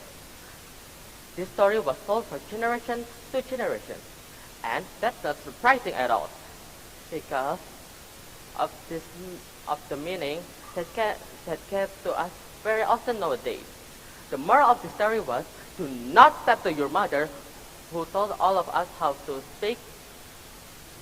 Thank you for your guys' attention, and I'm so sorry if there are mistakes that I make during my time. Last word. Wabillahi taufiq wal hidayah. Wassalamualaikum warahmatullahi wabarakatuh. See you. Wow, what an amazing performance. Thank you. Alright, for our next contestant, number 13, Ananda Anastasia Artikanti from SMP Petra Malang. And for our next contestant, our 14th contestant, please prepare yourself beside the stage. Thank you.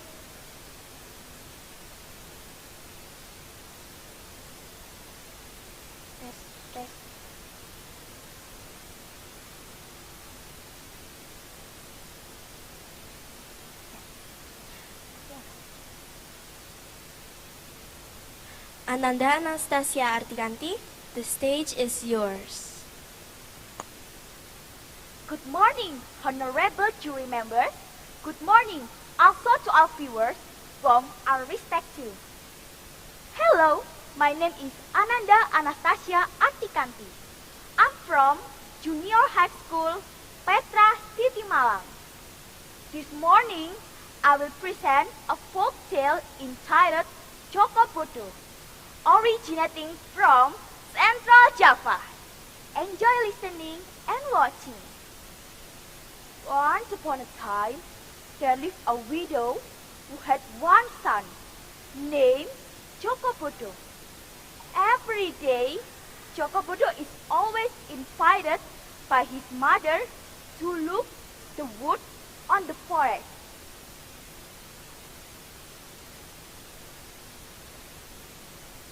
On the wall,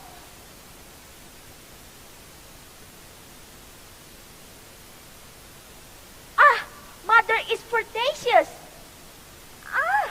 You make mother embrace. Mother, is you make me. Then, everything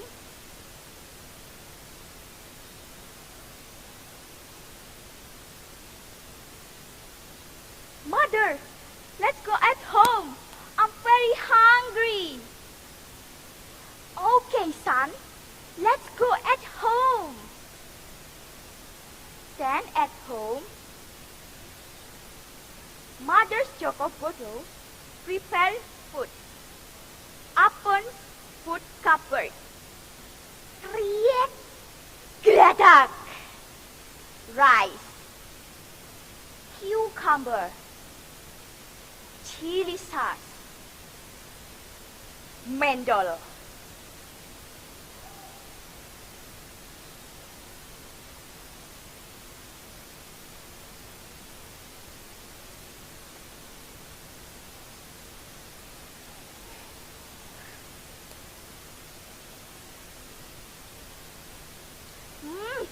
Very delicious.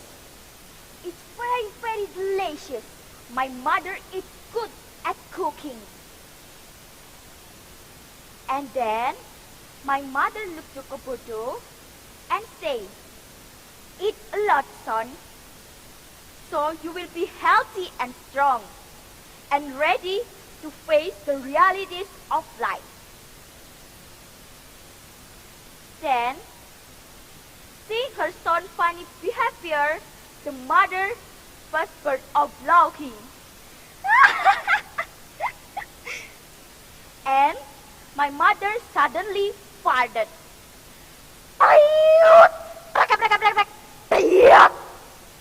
And then Joko Bodo's.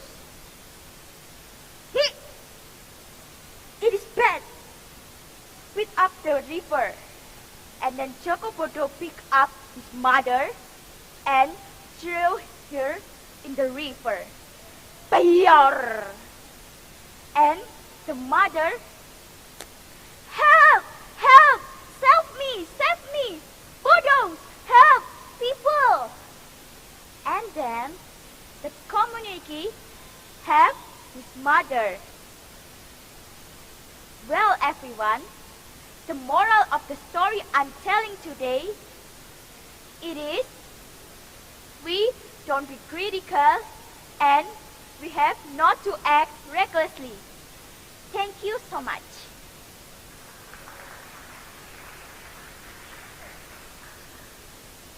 Wow, thank you so much. Oh, I love your clothes, by the way. Okay, now let's move on to the next contestant, Stephanie. And for the 15th contestant, please prepare beside the stage. Stephanie from SMPK Widyatama Batu. The stage is yours.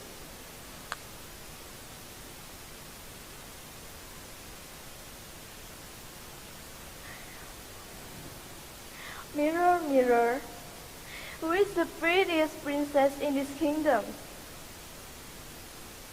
It must be me, right? Oh, who is the prettiest?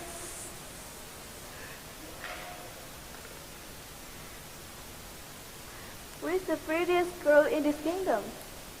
It's me, right? Good morning, judges, and everyone in this room.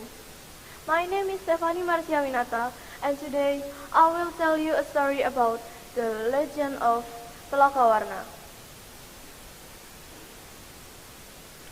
So,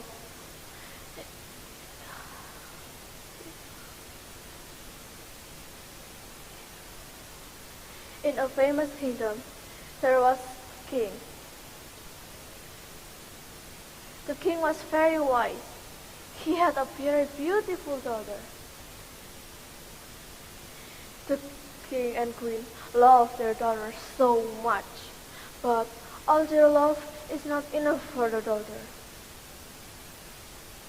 Even though they gave her everything, she was not satisfied.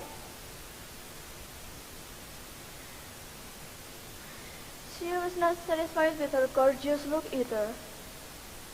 Then the princess had an idea. She planned to put all the jewelry that they had in every single hair in her head. She wanted to be the most beautiful girl in the world. So she went to see her mother and father to tell them about her plan. The king was surprised to hear his daughter's plan. He tried to convince her that her plan is not proper.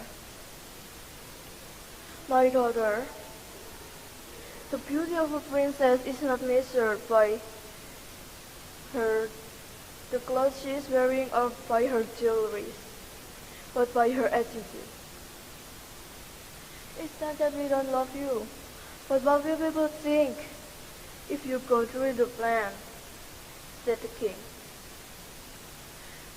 The princess was shocked to hear this. So she ran to her room to grab her jewelry box and went to her father. She screamed, "You are so miserly! Here, I'm returning every single jewelry you ever gave me." Then she threw her jewelry to her father.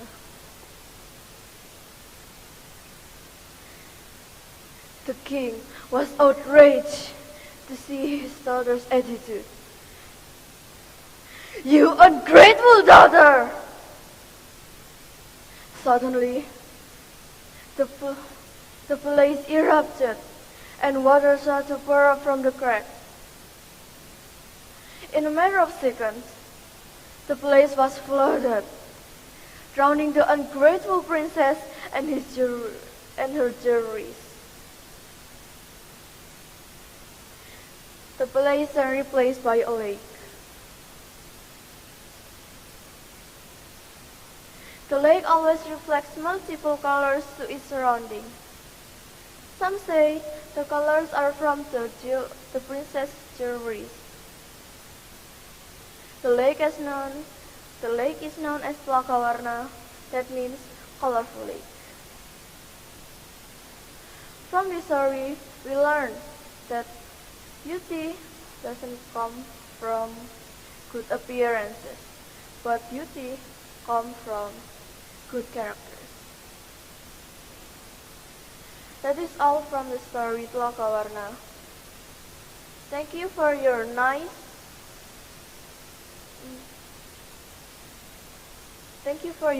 attention, and I would like to say goodbye now.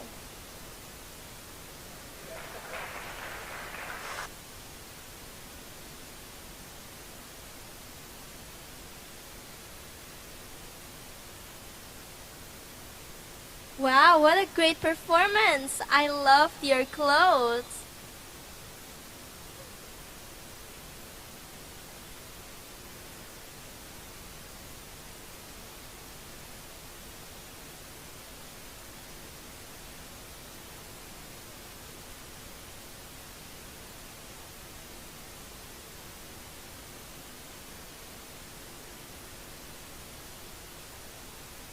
Alright everyone, let's wait for contestant number 15. Thank you.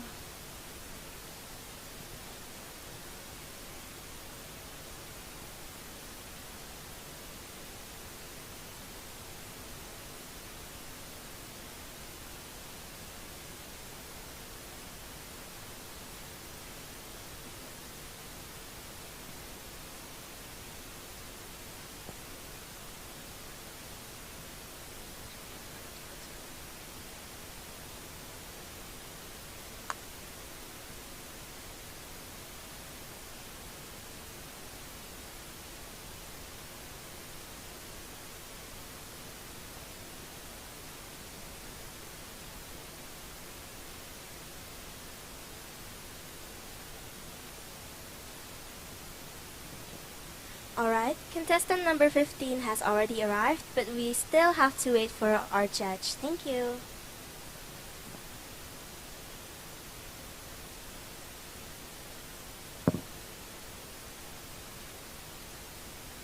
For the next contestant, please prepare beside the stage. Contestant number 16. 16.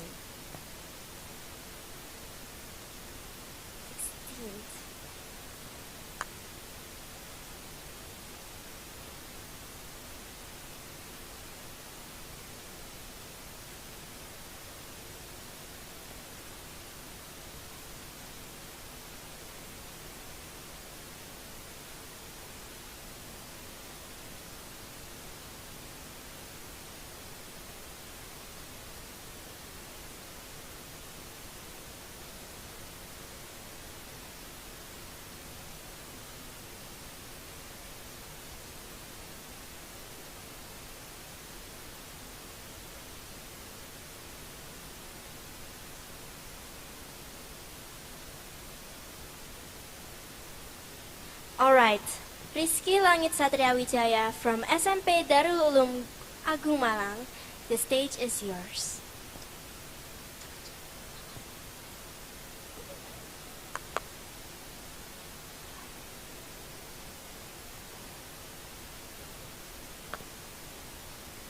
We will remind you again for contestant number 16, please prepare beside the stage.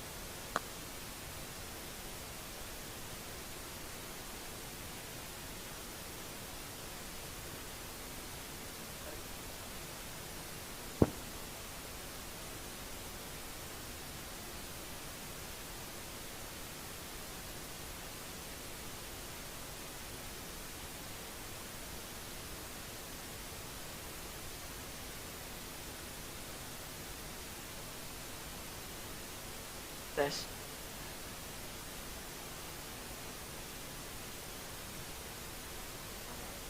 Alright, Rizky Langit Satria Wijaya, the stage is yours. Hi everybody, my name is Rizky Langit Satria Wijaya. I'm from Darul Ulum Agung Malang Elementary School, and today I'm gonna tell you a story about the Toba Lake. Once upon a time, in North Sumatra, there lived a farmer named Toba. Toba lives near a nearby river.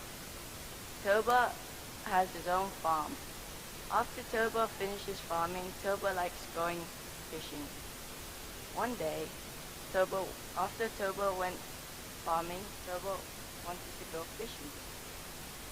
So Toba went to a nearby river to go fishing. But this time, when he went fishing, it wasn't as usual.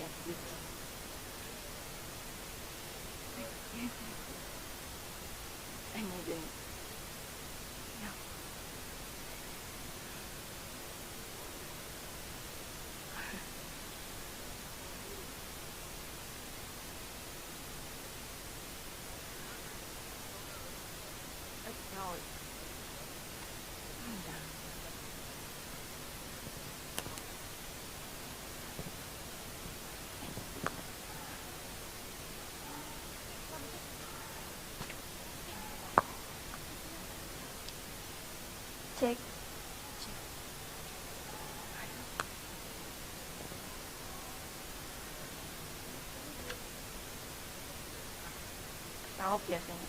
Nggak tahu.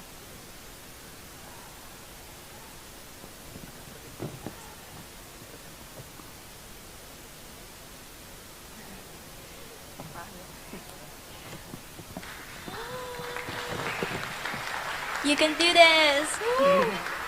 Sorry, everybody. My name is Rizky Langsep, and I'm in 7th grade in Darul Ulum Malang Elementary School. And today I'm gonna tell you a story about the Toba Lake. Once upon a time in North Sumatra, there lived a farmer named Toba. Toba lives near a nearby river. Toba has his own farm. One day, Toba decided to go fish. So he went to a nearby river. So Toba started fishing. Toba started fishing for hours and hours and hours until he had no hope. Suddenly, he felt a tug on his rod. He pulled the rod up. Toba couldn't believe his eyes what he just caught. He caught a beautiful goldfish. Suddenly, the fish started talking. He said, "Please, sir, don't eat me," said the fish. Then Toba was surprised what he just heard. Toba dropped the fish. Then the fish suddenly transformed into a beautiful woman. Then Toba didn't really believe what he just saw. The woman said, "Sir, let's make a deal. You can marry me if you don't tell anyone that I'm a fish." So they both got married and became husband and wife. Toba, after a few years passed, Toba's wife got pregnant and got a baby boy. The baby's name was called Samoset. After Samoset was 8 years old, Samoset was told to give his father some food. So Samoset was given a food crate from his mother. On the way to his father's farm, Samoset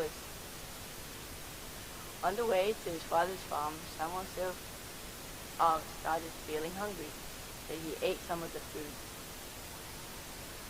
Samoset ate some of the food and left a bit for his father. When he got to his father's farm, he gave his father the food. His father got mad. He said, "How dare you eat my food, you half fish person." Then Samoset got sad and ran all the way back home to his mother. His mother was sad what you just heard. His father heard that her husband broke the promise. Then she got mad and told Samoset to run all the way up to the top of the hill. So Samoset did what he was told. Then his mother jumped into a nearby river and transformed back into a goldfish. Then the river started flowing and flowing and flowing until it made a really big flood. The flood was so big, it made a big lake. The lake surrounded a little island. Then the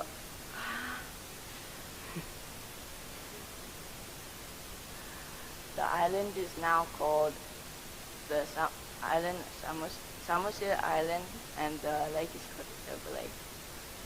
Thank you everybody for listening, and I'm so sorry what just happened. I get. Woo! It's okay, Rizky. You have done your best and we're so proud of you. Now, let's move on to the next contestant. Yosefa Wijayanti from SMPK Korea Sumalang. And for the next contestant, the 17th,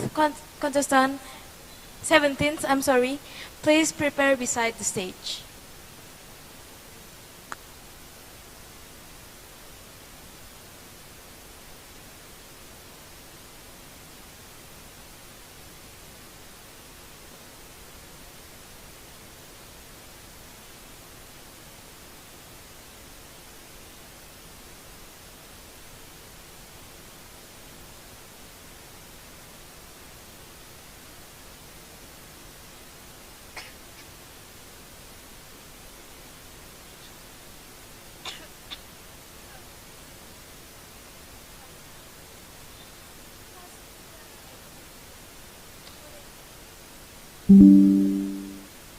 Yosefa Wijayanti, the stage is yours.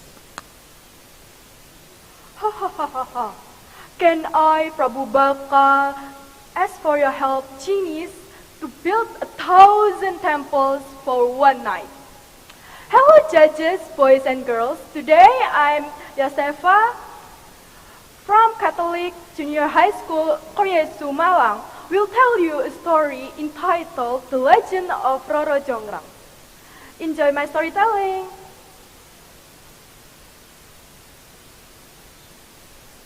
Once upon a time, in the Central Java, specifically on Prambanan Temple. In the Prambanan village, there was a kingdom that was led by a king named Prabu Baka. Prabu Baka had a beautiful daughter, namely Roro Jongrang. But one day,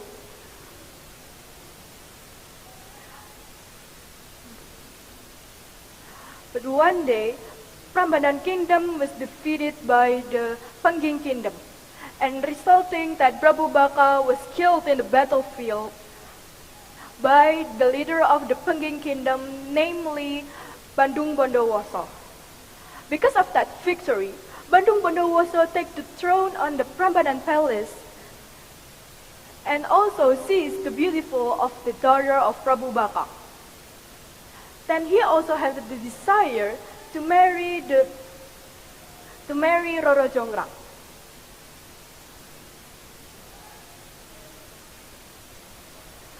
Roro Jongrang, may I marry you?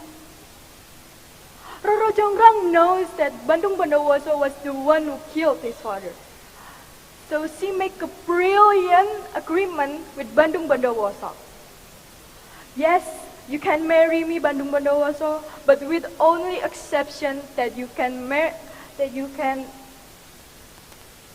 build 1,000 temples in one night. Hearing that,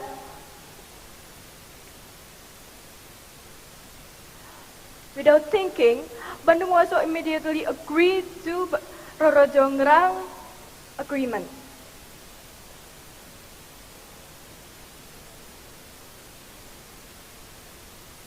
Oh my DG, come for me.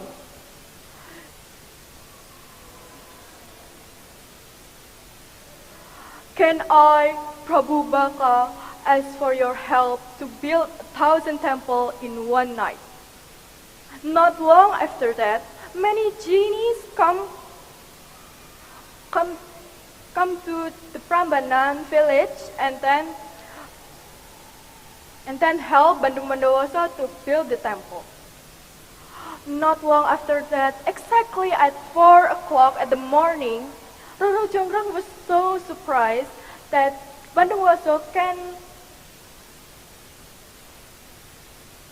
build that many temples in one night.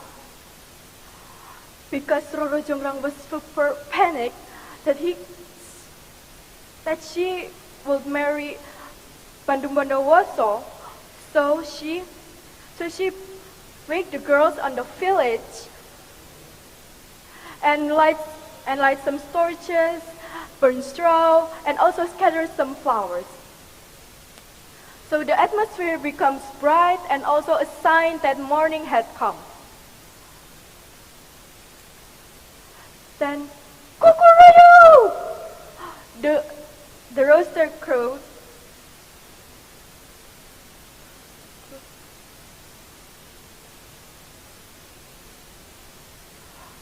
Many genies was already panicking and leave the temple. And resulting only like one temple to complete the 1,000 of temple. Then immediately Bandung Bondowoso knows that the action of Roro Jongrang. Roro Jongrang Bandung Bondowoso was deep in anger, and because of his anger, he immediately cursed Roro Jongrang to become a stone. The moral of the story that we should not impose our will to others. And now, from the story I tell you all is now known as the Prambanan Temple or Sewu Temple. Thank you.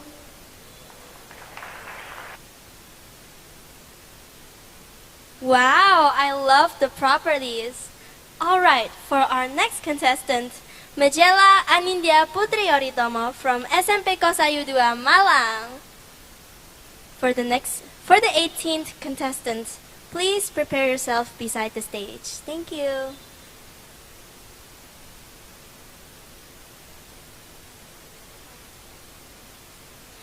Majela Anindya Putri Oritomo, the stage is yours.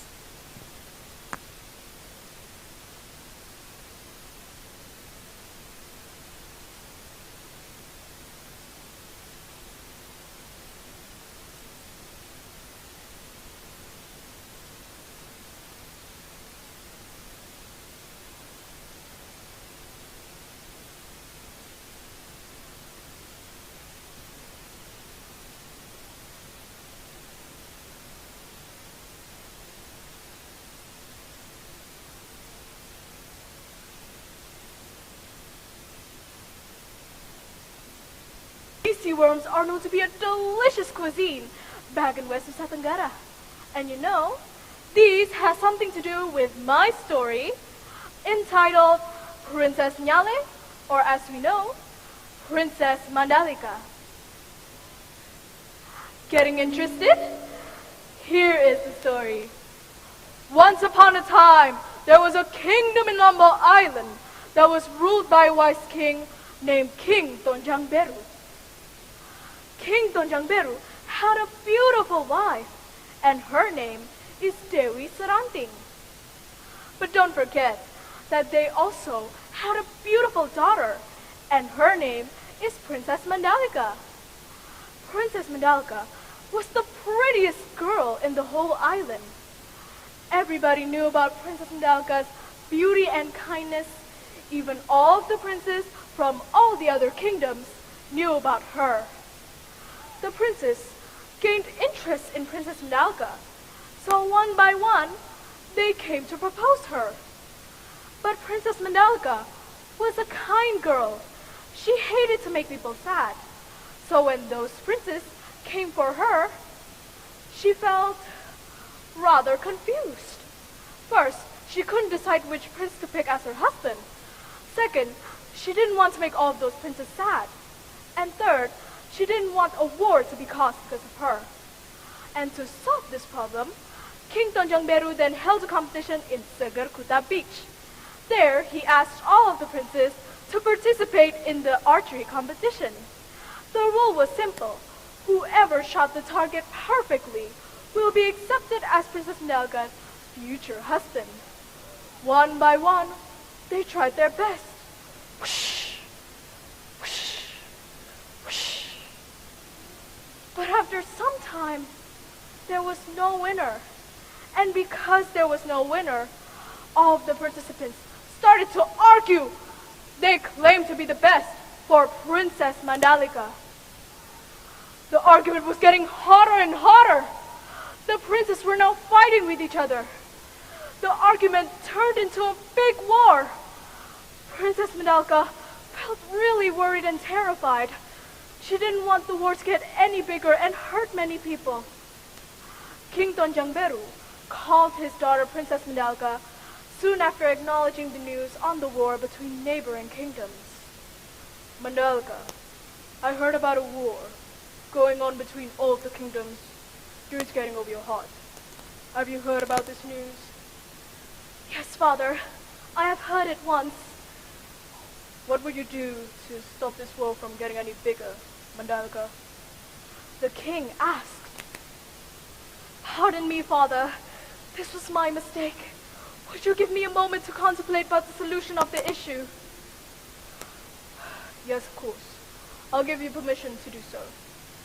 Understood.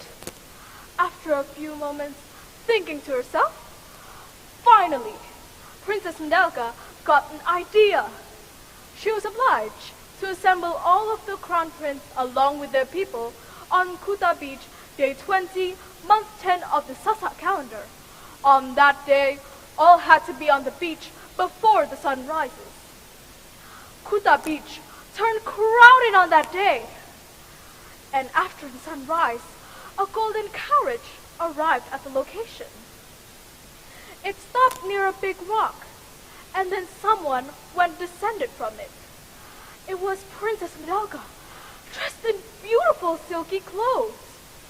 She stood up, looking down at the mass. She stared at all of the crown prince, making every single heart beat so fast. But then, Princess Medalka spoke up. Everybody, listen up. I know you all love me and want me to be your wife, but I don't want you to fight because of me. I don't want you all to be sad either. I want you all to have me, but not as your wife. I want to be someone that everybody can have. And from now, I wish that my sacrifice would be beneficial for all of you from now and then. King Tonjangberu and all the princes didn't understand what Princess Medalka meant. But then suddenly, Princess Medalka jumped to the sea. King Tonjangberu and the princess were shocked. The princess tried to rush and save the princess. They searched from east to the west and all the other directions. But Princess Medalka was not in sight. The princess decided to search the princess till the next sunrise rise. And the next day has come, and their efforts were still unpaid. However, King Tonjangberu and the princess found something unusual. On the spot where Princess Medalka jumped, they saw a whole bunch of sea worms washed from the shore. The people took their time to think. Then they finally realized that those sea worms were Princess Medalka. They decided to pick up the sea worms and then bring them home as a token remembrance of Princess Medalka. And you know, this goes on for decades and decades to come until West Nusa people realized that these sea worms can be consumed. And this tradition kept going on from generations to generations to come. And you know, this tradition is called Bau Nyale. Now you all know, right, what's the relations of Nyale and Princess Medalka? But don't focus on the delicious cuisine of Nyale, but focus on the moral that we get. The moral that we get from the story is that if you want to be a wise leader, you must make a wise decision for the greater good. That's all from me. I apologize if there's something wrong that I did. Thank you. Salam lama. Thank you so much. I love your flower crowns. Now let's move on to the next contestant, Mirala Joy Pranoto from SMP Bina Budi Mulia Malang. And for the 19th contestant, please prepare beside the stage. Okay. Mirala Joy Pranoto, the stage is yours. Hi everyone. Good morning to you all and good morning to these amazing judges. My name is Mirala and I'm an 8th grader from Bina Budi Mulia Junior High School. Now, I want to tell you guys a story from West Kalimantan on how the Landak River was formed. A long time ago, there was a farmer and his wife. They lived in a village by the side of a forest. They lived simply, but they liked to help other people out, especially ones who are in afflictions. One night, the couple was resting. The farmer was sitting beside his sleeping wife, when suddenly a white centipede came out of the wife's head. The farmer was shocked, bamboozled, and amazed at the same time. So, the farmer followed the white centipede into a small pond not far from their house. But then, the white centipede suddenly disappeared. It left the farmer confused. So, the farmer went back home. The next day, the wife told the farmer about a weird dream she had. She said, I was walking through a vast field and I came into a lake. I saw a giant hedgehog in the lake, but it was glaring at me, so I ran away. The couple then went back to the small pond. And there they found something very, very shiny. It was a golden hedgehog statue. It was exquisite. Its eyes were made out of diamonds glistening under the sun.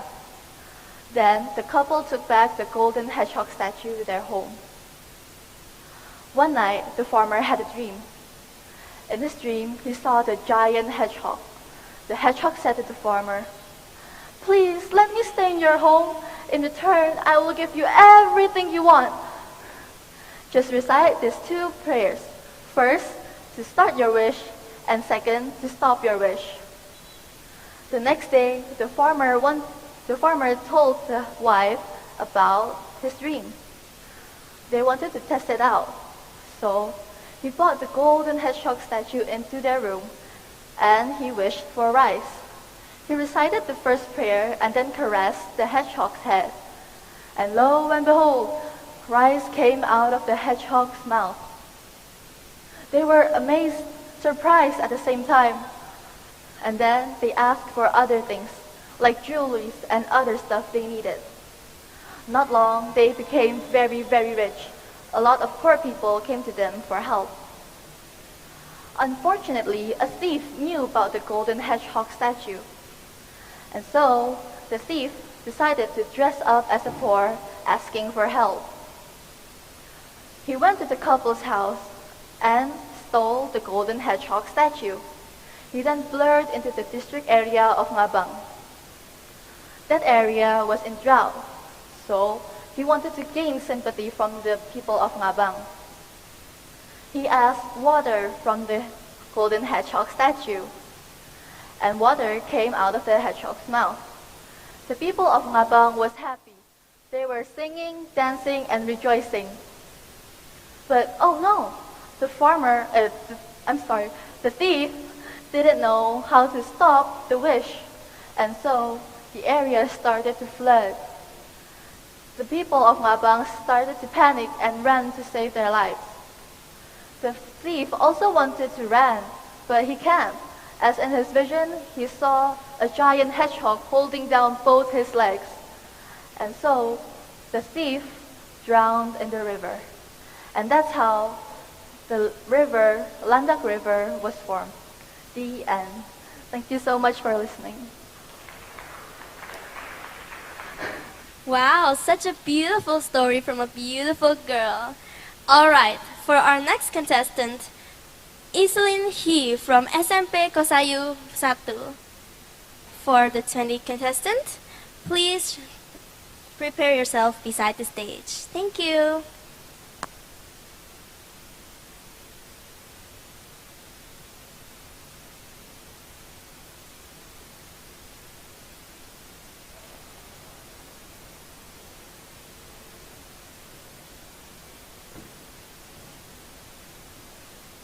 Hello everyone! My name is Islin, and today I will tell you a story from Riau titled Bawang Merah and Bawang Putih. This story highlights the significance of family love, that treating each other kindly is essential for fulfilling life. It's a story where a widowed woman has two daughters, which is Bawang Merah and Bawang Putih. Bawang Putih's father have passed away. So now, Bawang Putih is the stepsister of Bawang Merah. Bawang Merah is a very lazy daughter, and her laziness was exacerbated by her mother, who spoiled her and gave her everything she wanted. I don't want to do that task. It's not my responsibility. I don't want to get dirty like Bawang Putih. Meanwhile, Bawang Putih is a very diligent and kind-hearted daughter. Oh, don't worry, Mom. I'll take care of the laundry. But the next day, disaster struck Bawang Putih. As she was doing the laundry on the river, she accidentally dropped one of her mother's special cloths on the river. Oh no! My mom's cloth! No! Excuse me, have you seen my mom's cloth floating on the river? It belongs to my mother. Bawang Putih searched all over the villager, and no one knows where the cloth is. What am I gonna do? My mom would kill me if I don't return it back to her. Until she saw a mysterious cave where the river flows into the darkness. She went into that cave and saw an old lady inside. Excuse me, ma'am. Have you seen a cloth in the river? I really need it. Oh dear, I know where the cloth is. But I have one condition before I gave it to you. You must help me with my daily chores for several days. Bawang Putih accepted it and assisted the old lady with her chores, such as sweeping, doing the dishes, the laundry, and many other things. And after several days, she got her mother's cloth back. And the old lady offered one of her 2 quarts as a reward. Dear, thank you so much for your kindness. I'll offer you one of these 2 quarts as a reward. Do you want the bigger one or the smaller one? Bawang Putih chose the smaller one and returned home. I'm so glad I get my mother's cloth back. She returned home and explained everything that happened. But her mom angrily said, Bawang Putih, why are you so late? What did you bring? Just one small floor? It's useless. But then, something strange happened. Oh, what is this? It's something shiny. Wow! It's gold! It's pure gold! We're gonna get rich!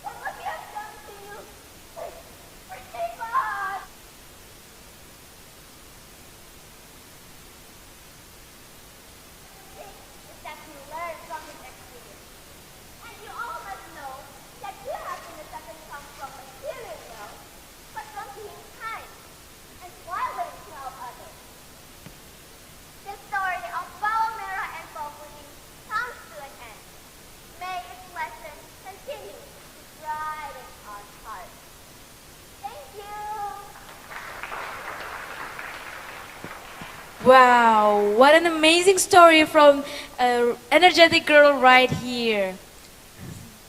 Now let's move on to the next participant, Kansa Akila Fania Mustafa. And for the 21st participant, please prepare beside the stage.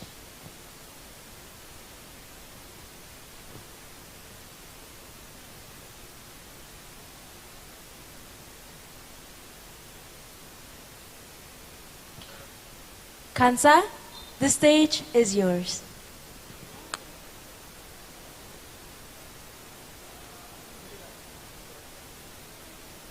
Mom! Mom! What's happening to me? I can't move! Mom! Help me! Please! Good morning, ladies and gentlemen. Today, I, Kansa Akila Fania Mustafa from SMP Laboratorium UM, will bring you a touching Indonesian folklore tale to your ears. Well, have you ever thought about reading a nice book before bed? Here's one that I read quite some time ago. It's called The Legend of the Crying Stone. So, once upon a time, in a faraway land, not too far away actually, it's on the west side of Kalimantan. There was a girl. Her name was Darmi. She was an extremely pretty girl, and her smile could light up the whole night sky. But alas, behind those pretty looks, she has an arrogant, selfish, and mean nature. It was most displeasing to look at. Well, she had a mother who was a widower. She was called Mak Dasa. Mak Dasa worked hard every day in the field, planting the crops and trying to sell the produce in the nearby market. One day, Darmi broke her favorite hairbrush. My hairbrush! Mom! She screeched for her mom. As her mom came into the room, Darmi cried out, Mom, you see the state of my hairbrush, right? It's almost in pieces. We have to go get a new one. But Darmi, I've already bought you so many things. Do you really need a new hairbrush? Of course, Mom. What will all my friends think when my hair is entangled? Please, just get me a new one. All right, dear. I will try my hardest, but you must come with me to the market. All right, I will. But add some jewelry too. I need them. It's for my beauty. As they were walking to the market, Darmi turned round and told her mother, Mom, you better walk a little bit behind me, okay? Don't ask questions about it, okay? And try not to talk as well while you're there. Darmi happily picked out her new hairbrush and accessories while her mother stood awkwardly behind her, not knowing what to do. Hey, is that your mother? Inquired one of the shopkeepers. What? Of course, that's not my mother. My mother is much more prettier and stunning than this lady. She's just my helper at home. Mak Dasa's tears filled up in her eyes, but she could only hold them back as her daughter happily paid for her hairbrush.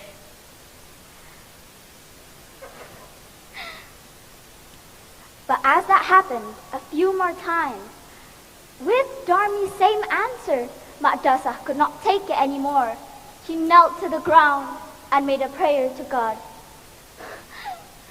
Oh God, please punish my daughter for her wicked doing. It hurts to have her suffer, but this is the only way she'll learn. Darmi was happily walking home as her mother prayed. Suddenly, the sky turned dark, followed by Darmi's screams. Ah!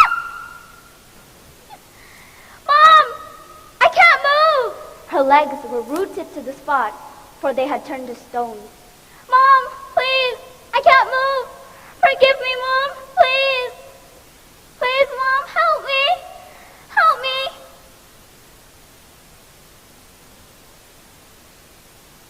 Darmi had stopped moving. Her whole body had turned to stone. She could not move anymore. Her mother just stood sadly next to her. So, ladies and gentlemen, till now, the crying stone can still be viewed in the west side of Kalimantan. So, learning from the story, we can say that we have to be kind and respectful to other people, especially our mothers, who raised us from when we were young to who we are now. All right, I think that is all I have to say. Thank you very much. I'm signing off. Wow, such an interesting story. Thank you, Kansa. All right, for our next performer, Cecilia Marsha from SMPK Santa Maria 1 Malang. For our 22nd performer, please get ready beside the stage. Thank you.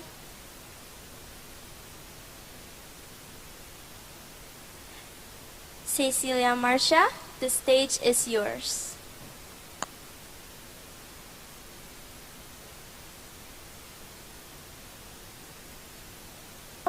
I heard a story about Bawang Putih and Bawang Merah. This story starts in a small village in Riau. There lived a wealthy merchant and his beautiful wife. They had a daughter named Bawang Putih. For a time, they led a blissful life. However, one day, the wife fell ill and died soon after. Bawang Putih was grieved by her mother's death. Unable to see his daughter suffering, he married again. His second wife was also a beautiful woman, a widow with one child named Bawang Merah. The merchant was glad to have Bawang Merah for Bawang Putih's playmate. Unfortunately, a few years later, the merchant also fell ill and died. Bawang Putih was left with her stepmother and stepsisters.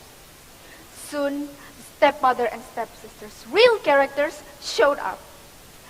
The stepmother was a harsh, demanding woman who only spoiled her own daughter. Bawang Merah was a vain, flirtatious girl who only thought of lovely dresses and makeups. They insisted that Bawang Putih do all the housework. At first, Bawang Putih was dejected, but then she maintained a cheerful and hopeful attitude. She believed that one day everything would change for her if she kept being kind. She grew into a bright, beautiful girl, even prettier than Bawang Merah. Her stepmother and stepsisters envied her greatly. They made her suffer even more, giving her a lot of chores to do from dawn to dusk. Bawang Putih's only refuge was the forest near the river. When she washed the clothes, it was the time she was free from their torment.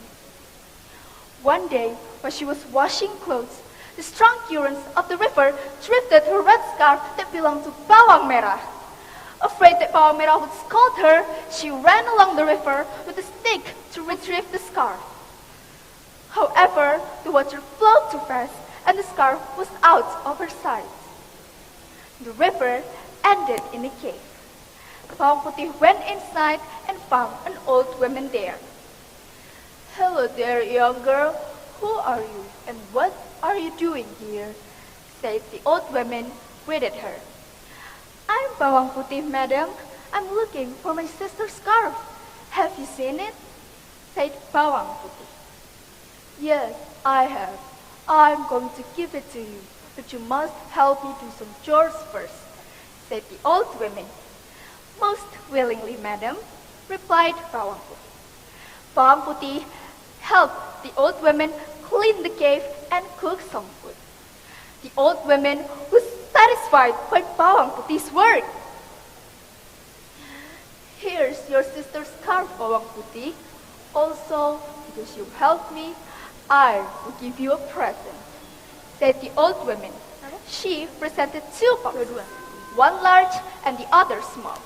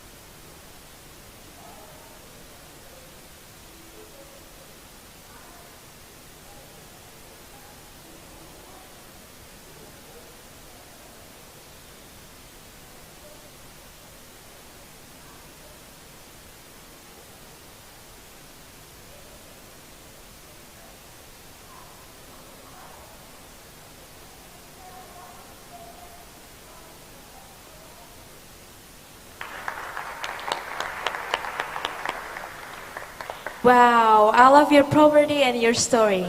Now, let's move on to the next contestant, Luis Emmanuel Putri Teguh.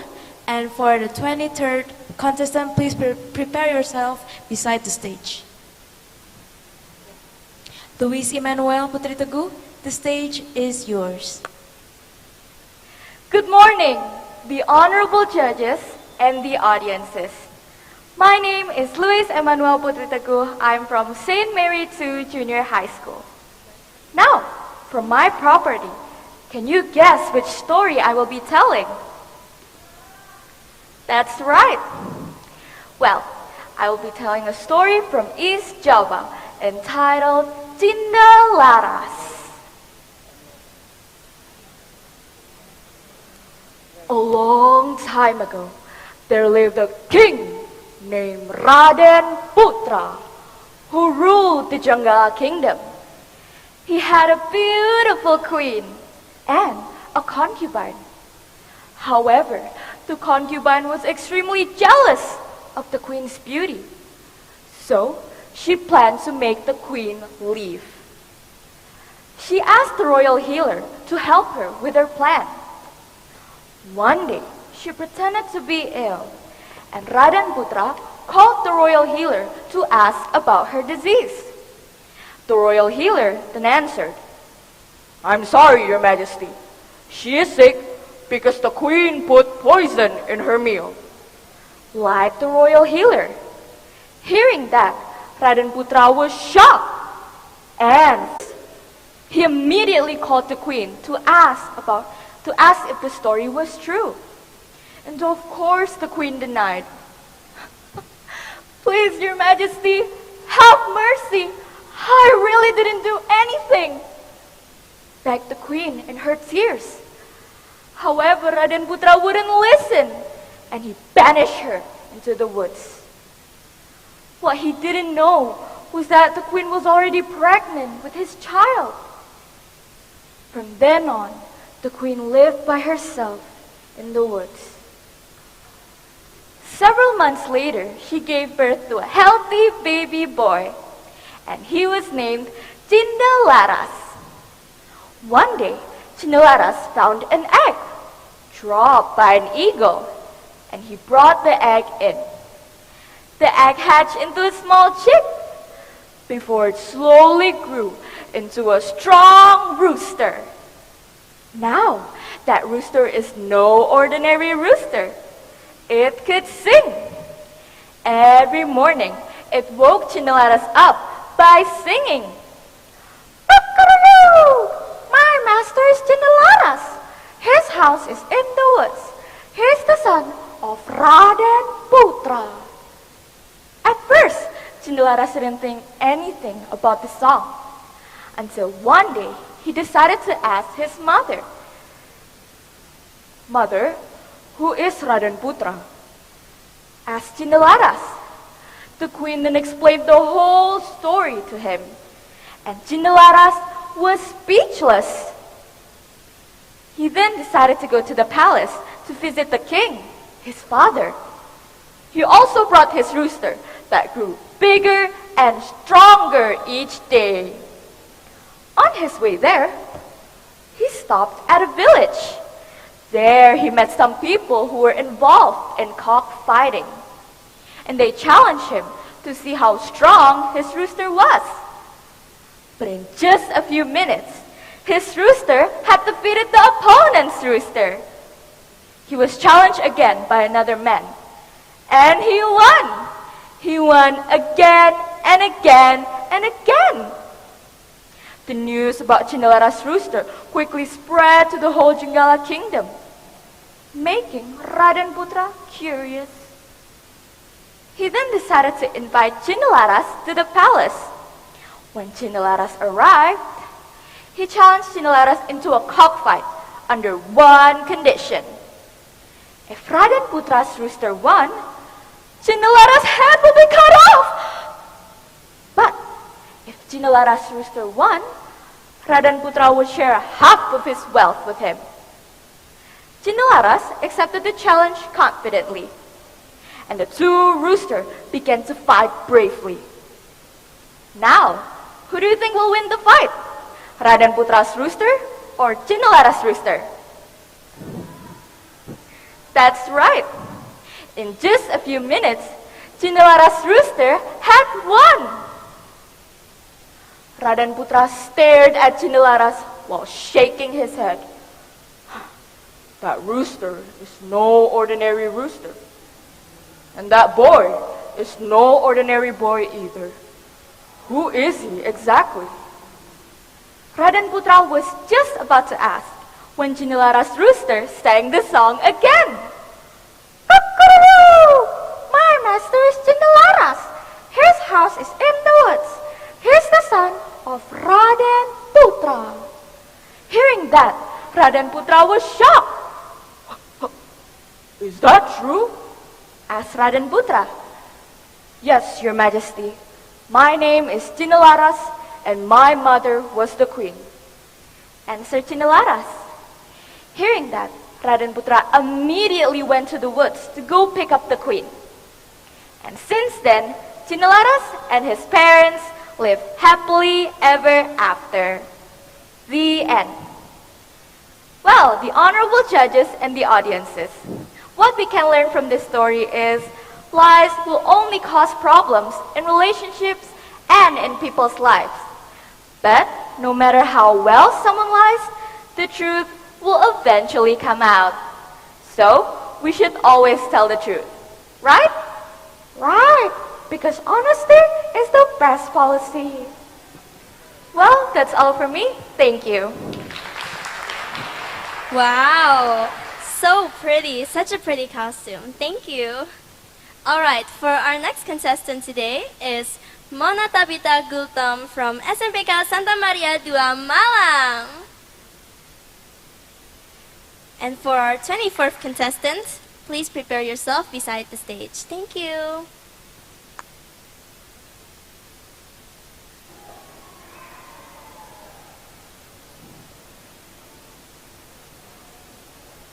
Mona Tabita Gultom, the stage is yours. Hi everybody! Good morning! Let me introduce myself before I start my story. So today, my name is Mona Tabita Gultom from St. Mary II Junior High School. And now, I'm going to tell you a folktale that maybe one of you have heard it before. This folktale is from Central Java, and it is called The Legend of Timun Mas. Let me start. In a village far away, there was a lady named Mbok Rondo. But she was all alone since her husband passed away. She really wanted a child to keep her company and to play with. One day, while she was praying for a child, a big green giant named Buto Ijo heard her prayer. Buto Ijo came to her and asked, "Do you really want a child?" Mbok Rondo was scared, but she said yes. Buto Ijo told her that he could give her a child, but there was a condition, of course. You have to take care of her and feed her well. After she is 6 years old, I will come back to her, said Buto Ijo. Mbok Rondo was absolutely worried, but she agreed to the condition. After that, Buto Ijo gave her some cucumber seeds to plant. She planted the cucumber seeds as she has been told. Once she planted the seeds, they grew very fast and soon already had big cucumbers ready to pick. But there was one fascinating cucumber. The color is gold and it was the biggest of them all. She picked it up carefully and cut it in half. She was so surprised. There was a baby girl inside. And then the baby girl was named Timun Mas because she was born from a golden cucumber. 6 years had passed. Timun Mas had grown. Buto Ijo came back to take away Timun Mas from Mbok Rondo. Mbok Rondo pleaded and begged, "Oh, please, please, Buto Ijo, don't take her away. He is still too skinny and too small for you to eat." Ha, totally, Buto Ijo believed her and left. And he told her that he would come back in 2 years. But Mbok Rondo is still worried. And she prayed to God for a way to save Timun Mas. One day in a dream, God answered her prayers. There was a hermit on a mountain who could help Timun Mas get away from Buto Ijo. Timun Mas then went to the mountain to find the hermit. The hermit was an old crinkly man with a white robe and white hair. She told everything to the hermit. The hermit told her if Buto Ijo came back, she should run away as fast as she can and through 4 packets, one at a time, when Buto Ijo is catching up to her. 2 years passed, and as promised, Buto Ijo came back to Mbok Rondo's house to take away Timun Mas and eat her. Timun Mas ran away as told by the hermit. And then Timun Mas threw the first package that was filled with a lot of cucumber seeds. Then the cucumber sees long vines that tangled Buto Ijo.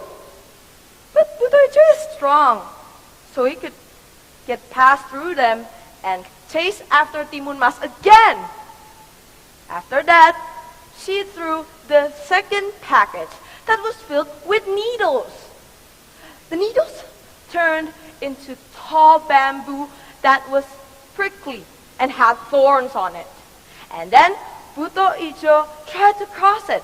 There was some wounds on his leg, but Buto Ijo still can chase after her. After that, Timun Mas threw the third package that was filled with salt. The salt then turned into a big wide ocean. But Buto Ijo, he is big. He could easily swim across it and still chase after Timun Mas again. And then there comes the fourth and the last hope of Timun Mas. Do you think Timun Mas will make it? Sure. The fourth package was filled with shrimp paste. And then the shrimp paste turned into a hot, boiling sea of mud. Buto Ijo tried to swim across it, but he failed. He was drowned and dropped dead. Timun Mas was relieved. Finally, that big giant is dead. Timun Mas then walked back home to see Mbok Rondo again. And then they hugged and thanked God for his help. And then from then on, they lived happily ever after. The end. The moral value from this story is to always be aware and be brave for someone who had bad intentions to us. And always pray to God for a way to help you out. I'm Mona Tabitha Kultom, and that's all for today. Thank you very much. Thank you so much. Oh my God, I love the e-words, and the property is as pretty as the girl. Now let's move on to the next contestant, Eugenia Danela Ezra Sarwahita, and for the 25th contestant, please prepare yourself beside the stage.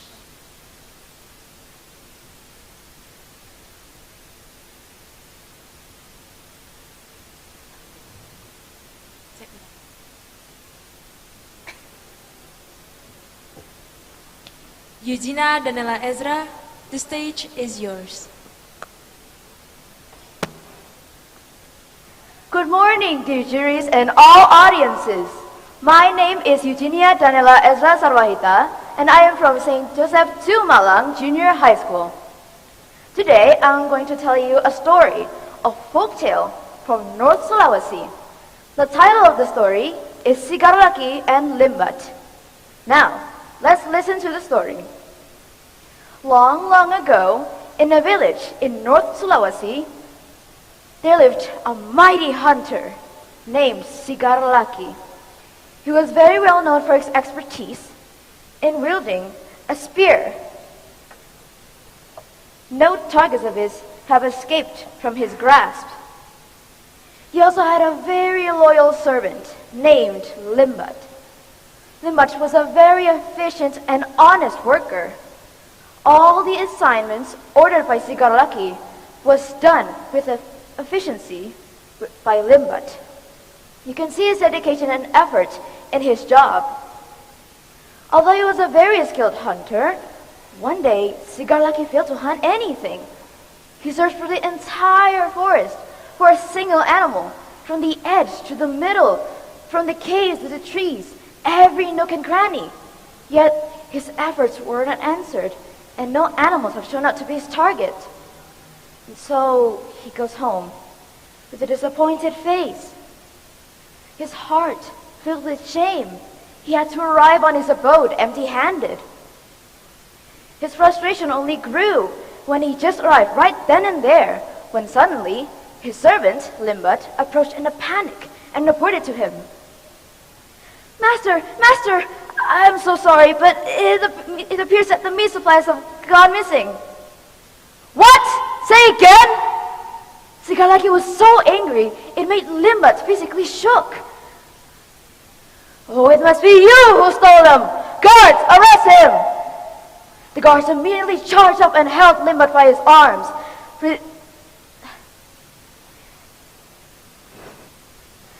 Wait, master! Limbat would have never suspected that his own employer would have the heart to accuse him as a thief. Not accepting this, Limbat tried his best to resist, yet to no avail. The guards even have a hard time to hold him in place. To avoid people from thinking that Sigalaki was an arrogant master and that he blatantly accused somebody, he popped up an idea in his head. He then led the guards to a nearby pond. Why, you ask? To allow Limbat to prove his innocence, of course. Why else? You, if you wish to be freed, you must prove yourself. Now, I will throw this spear into the pond, and along with it, you must follow and dive into the water. We will see which will last longer. If the spear is the one out of the water first, then you are not at fault. However, if you are the one to exit out of the waters first, then you are guilty for the missing supplies. The conditions were so strange, it made Limbat shook in fear. However, he was desperate for his innocence. He didn't want to lose his job. And so, he took his time, staring at the pool in front of him, for finally giving in and diving into the pool, following the spear. A few minutes have passed when suddenly Sigalaki saw a boar drinking water from the pond. Without a second thought, he grabbed his spear and throws it at the boar, hitting it precisely. You can definitely see that he lived up to his reputation. After that, he approached the spear and grabs the spear back, going back to his original position.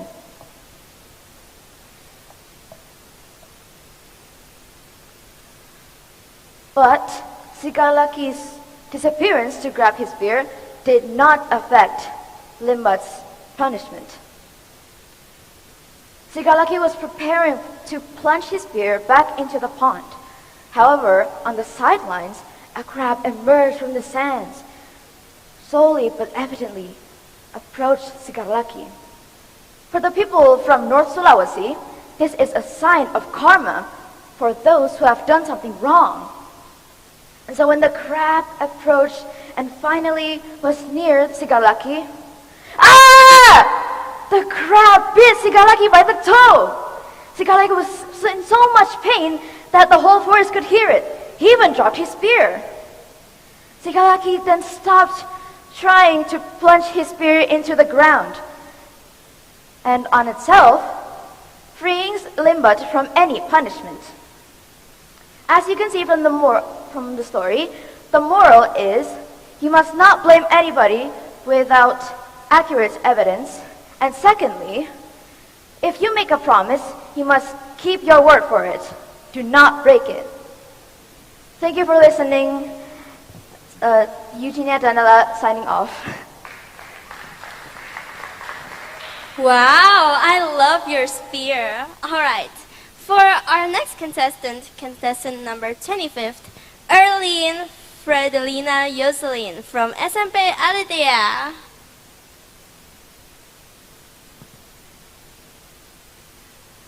For our 26th contestant, please prepare yourself beside the stage. Thank you. Erlene Fredelina Jocelyn, the stage is yours.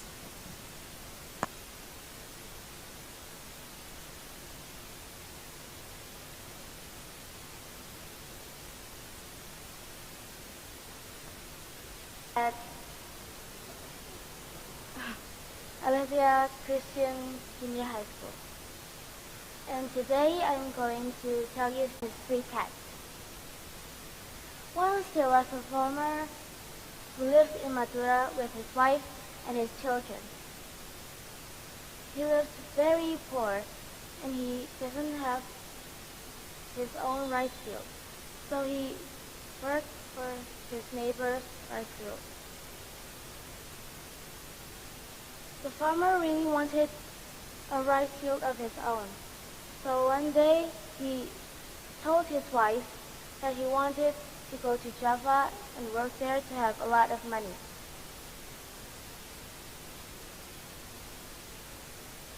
On the way to harbor, he met an old lady. "Please, sir, help me. Please buy my cat. I'm very hungry and I don't have any money." The farmer feels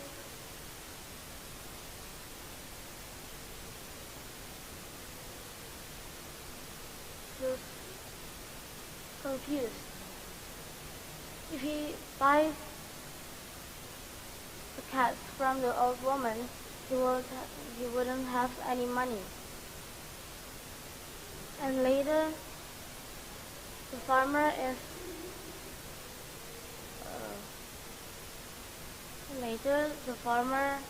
bought the 3 cats. The old lady was very happy, and she gave him a big cage so the farmer can put the cats in it. Later, the farmer was on the ship.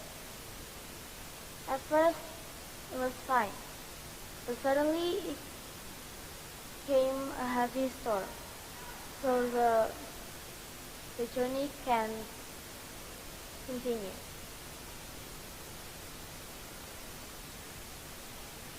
They landed on the Mice Island. It's called the Mice Island because it was full of mice, and the mice attacked people's barn and ate their supplies.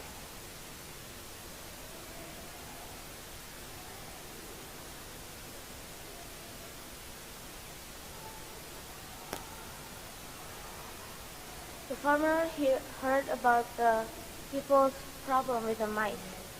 He remembered about his 3 cats, so the farmer released his 3 cats, and immediately the cats chased and ate the mice.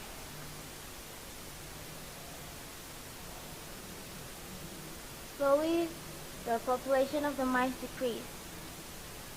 The people there were very happy and feel thankful for the farmer. They want to repay the farmer's kindness with a lot of money. So they give the farmers a lot of money, and the farmer was very happy about it. So he came back to Madura to his home.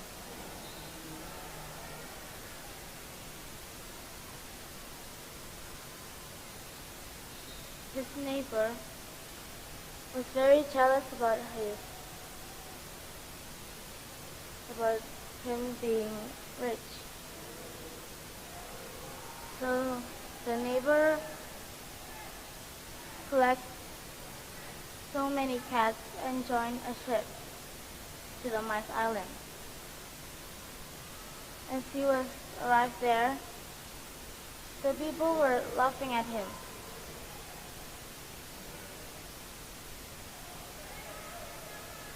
"Are you kidding? You have so many cats here. You don't need your cat." The neighbor felt embarrassed, so he came back to Madura and bring his cat back to Madura. The end. Thank you.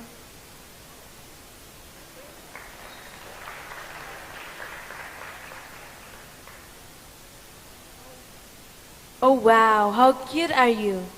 Thank you for your efforts. Now let's move on to the next participant, Felis Evangeline Santoso from SMPK Maria Fatima Jember.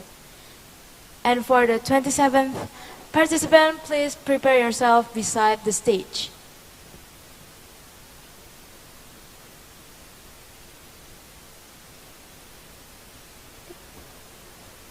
Felis Evangeline, the stage is yours. Hello, ladies and gentlemen, boys and girls. My name is Felis Evangeline Santoso, and I'm a student of Maria Fatima Catholic Junior High School. Today, I want to tell you guys a very interesting story entitled The Legend of Gunung Batok. Do you guys want to know the story? Here it goes. Long time ago, in the area of Mount Bromo, there lived some mountaineers of Mojopahit Kingdom. One day, a mother gave birth to a female baby who was very beautiful. The mother was the incarnation of a goddess. The female baby was silent. She never cried. She was named Roro Anteng because she was the silent baby. Meanwhile, at the same time, a male baby was born from a mother who was the wife of a priest. The male baby was strong, handsome, and had a loud cry. He was named Joko Seger. Years passed by. Roro Anteng had grown up into a very beautiful young girl. Likewise, Joko Seger had turned into a very handsome and mighty young man. They often met and they finally fell in love with each other. I can't be part from you, my love. I love you so much, said Roro Anteng in a pampered voice to Joko Seger one day. I love you so much too, my darling, said Joko Seger in a sure tone of voice. Their ties of love got more and more intimate. They promised each other that they cannot be parted by anything. One day, they were shocked by the arrival of a robber in the village. The robber was very powerful and cruel. He wanted to propose to Roro Anteng, but Roro Anteng did not dare to reject the robber's proposal of marriage. Roro Anteng accepted the robber's proposal of marriage, but under one condition. Roro Anteng wanted the robber to make an ocean at the peak of Mount Bromo, and the ocean has to be finished just in one night. The robber agreed with Roro Anteng's condition. When the powerful robber was about to finish the ocean, Roro Anteng was calling out her suitors to get in action. It was told that one day before, the suitors had gotten ready a big pile of dry reeds, some mortars, and pestles. Burn the dry reeds and beat the mortars with the pestles over and over again, commanded Roro Anteng to her suitors. And soon there was a blaze. If it was seen from afar, it was as if the dawn had been breaking. The mortars kept on sounding, and the cocks were crowing one after another. Ladies and gentlemen, did you guys know what happened next? Okay, here's what happened. The robber was very shocked because dawn had been breaking and the cocks had been crowing. And then he decided to stop working. His heart felt very annoyed and disappointed. Actually, the ocean is almost done. I will be able to finish it in a moment. I will be able to show it to Roro Anteng. I failed to marry Roro Anteng. She is very sly. She has tricked me, said the robber angrily. This damn coconut shell is useless, he shouted while throwing away the coconut shell. Miraculously, the coconut shell was flying in the air for a moment, and it landed on the ground face down. Slowly, the coconut shell was getting bigger, bigger, and bigger. And finally, it became a mountain. Because the mountain is made from a coconut shell or batok, people named the mountain Gunung Batok. And the unfinished ocean was called Sukarawati or Lautan Pasir. Seeing what was going on, Roro Antang was very happy because she felt the robber's intention to marry her. She did not forget to thank all of her suitors for their help. Thus, she could continue her ties of love with Joko Seger again without any disturbance. Finally, their wedding day came. Their wedding party was taking place merrily. Joko Seger looked like a crown prince, while Roro Antang looked like the daughter of a king. She looks very beautiful. Finally, they made up their mind to settle in a safe and peaceful village. The village was called Tengger Village. Teng was taken from Roro Antang's name, and it was put in front the name of the village because she was the descendant of a goddess. Ger was taken from Joko Seger's name, and it was put behind the name of the village because he was only the descendant of a priest. Joko Seger and Roro Antang had many descendants, and they lived happily ever after. Well, ladies and gentlemen, boys and girls, the moral value of the story is we must respect our parents and also be nice and do good things to others. Don't have a bad trick or bad attitude because it will make our life worse. Well, that is the end of my story. Thank you for listening and have a great day all. Thank you and goodbye. Wow, your pink kabaya looks so pretty on you. Alright, for our next contestant, Muhammad Arif Surya Dharma from Brawijaya Smart School. For our 28th contestant, please prepare yourself beside the stage. Thank you. Test. Muhammad Arif Surya Dharma, the stage is yours. Good morning, everyone. My name is Muhammad Arif. Oh my God.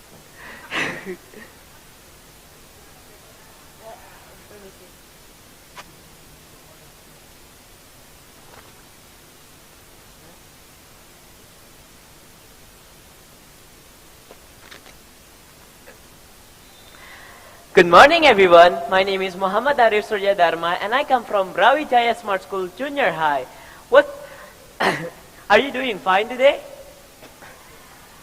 I want to tell you a story about Reok Ponorogo. This story may come familiar to who comes inside in Central Java, but from those who don't know, I will tell you the story. Once upon a time, there was a beautiful princess. This princess was named Dewi Sanggalangit. She was very polite and wise. She was loved by everyone in the kingdom. But however, there was a problem.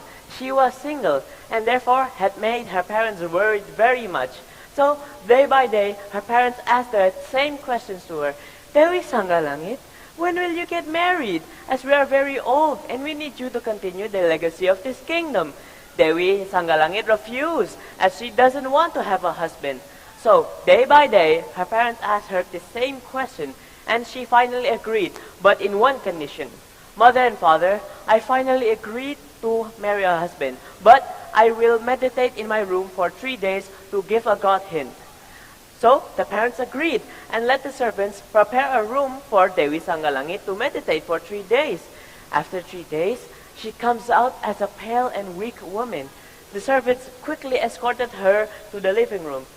The parents asked, did you get the God's hint, Dewi Sanggalangit? Yes, mother and father. I will marry to the man who have the most twin lines of horses and a representation of a two-headed animal. A two-headed animal? They were confused as they hadn't seen a two-headed animal in their kingdom or even in the whole country. While confused, they persisted and asked all the neighbor kingdoms. Many kings registered to be Dewi Sanggalangit's wife, but because of the last requirements being so hard, there were only 2 candidates. King Singabarong from Londaya Empire and King Kalaneswenda from Bandarangin Empire. However, she was confused because King Singabarong was known as a very cruel king and had many mistresses, while King Kalaneswenda was a homosexual and was a pedophile. So she could not choose.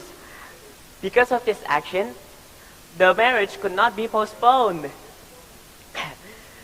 Meanwhile, in Londaya Empire, King Singaborong had prepared his requirements, but he was curious, so he asked his advisor, Patih Idarkala, I want you to spy on the Bandarangin Empire. I want you to gather the information that King Kalaneswenda on how many twin slant of horses and the representation of a two-headed animal. Patih Idarkala agreed and goes to Bandarangin Empire with his spies.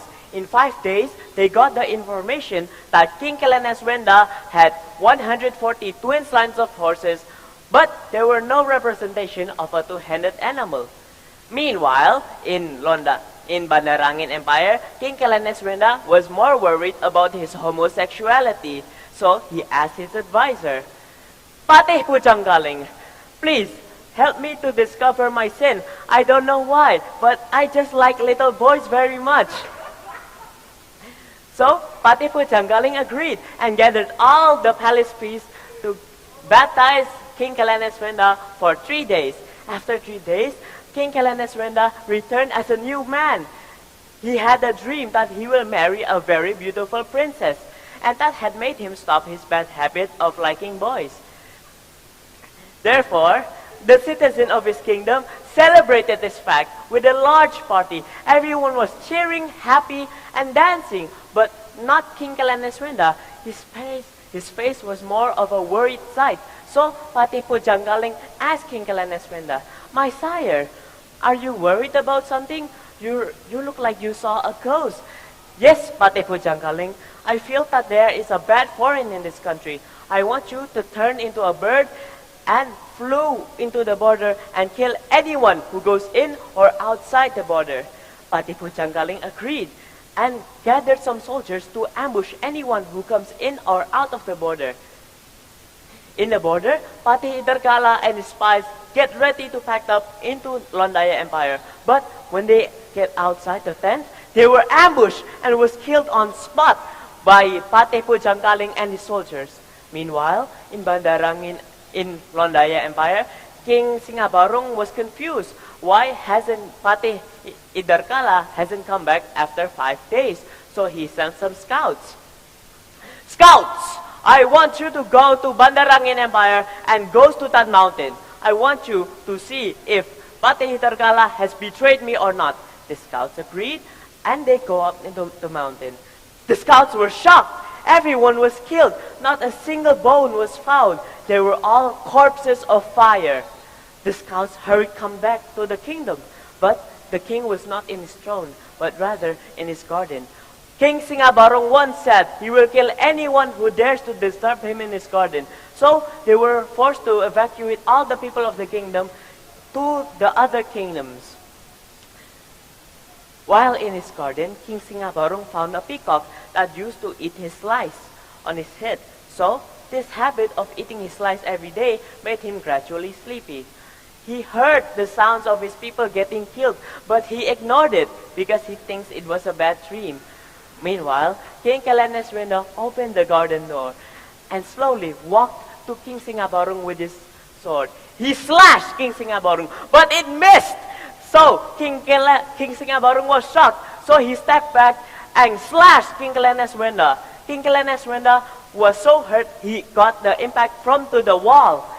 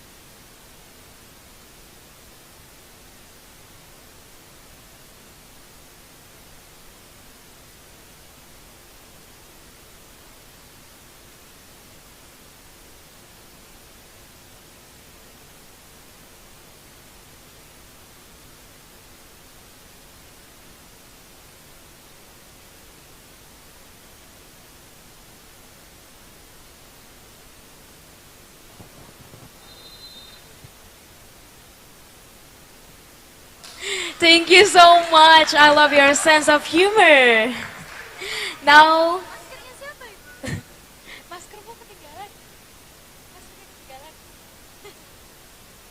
now let's move on to the next participant, Almira Siwi Nurohma. And for the 29th participant, please prepare yourself beside the stage. Almira Siwi, the stage is yours. The weather has a good scent. How's it possible? Oh, wait. Good morning, ladies and gentlemen. The honorable judges and all of my friends. So today, I would like to tell you a story about the legend of Banyuwangi. So, have you ever heard about it? No? If you haven't ever heard about it, come closer and listen carefully. Once upon a time, in eastern part of Java Island, there was a kingdom ruled by a very wise and powerful king named Prabu Menak. Prabu Menak Surati and his son Agung Bagus Mantra was able to survive and hide in the jungle. Prabu Menak had a son named Raden Madrang. He was such an handsome man, but naive at the same time. One day, when Raden Madrang was hunting, there he met Madhusrati that dry in the side of the river.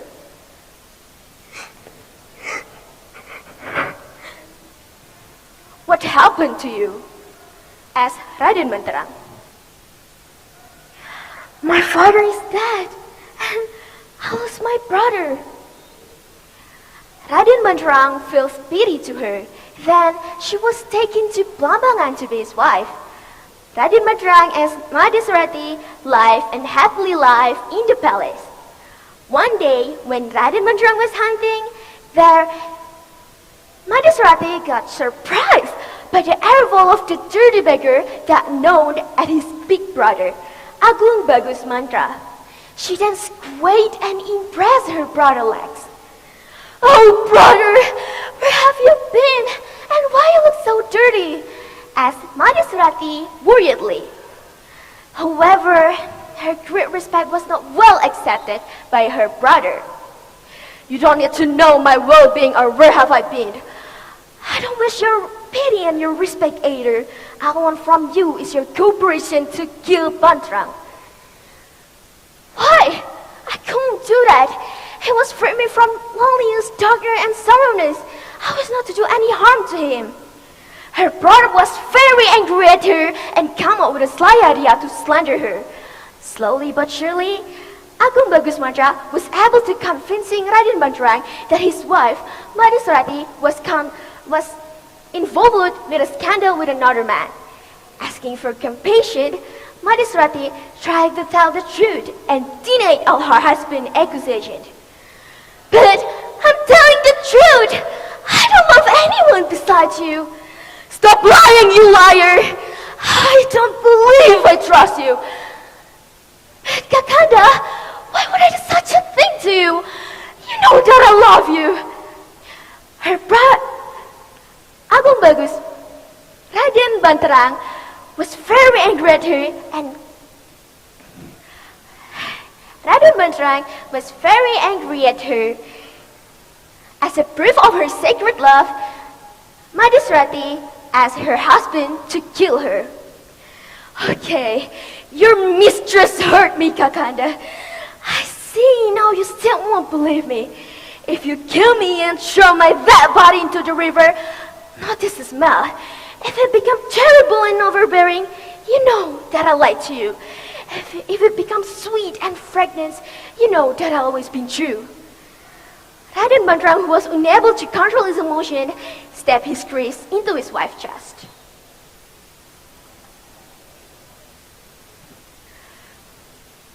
She dies instantly.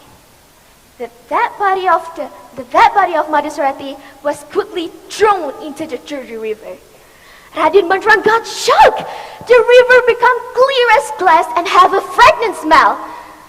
He walks unsteadily, regretting his deed and screaming crazily. Oh no! Banyak! Lari!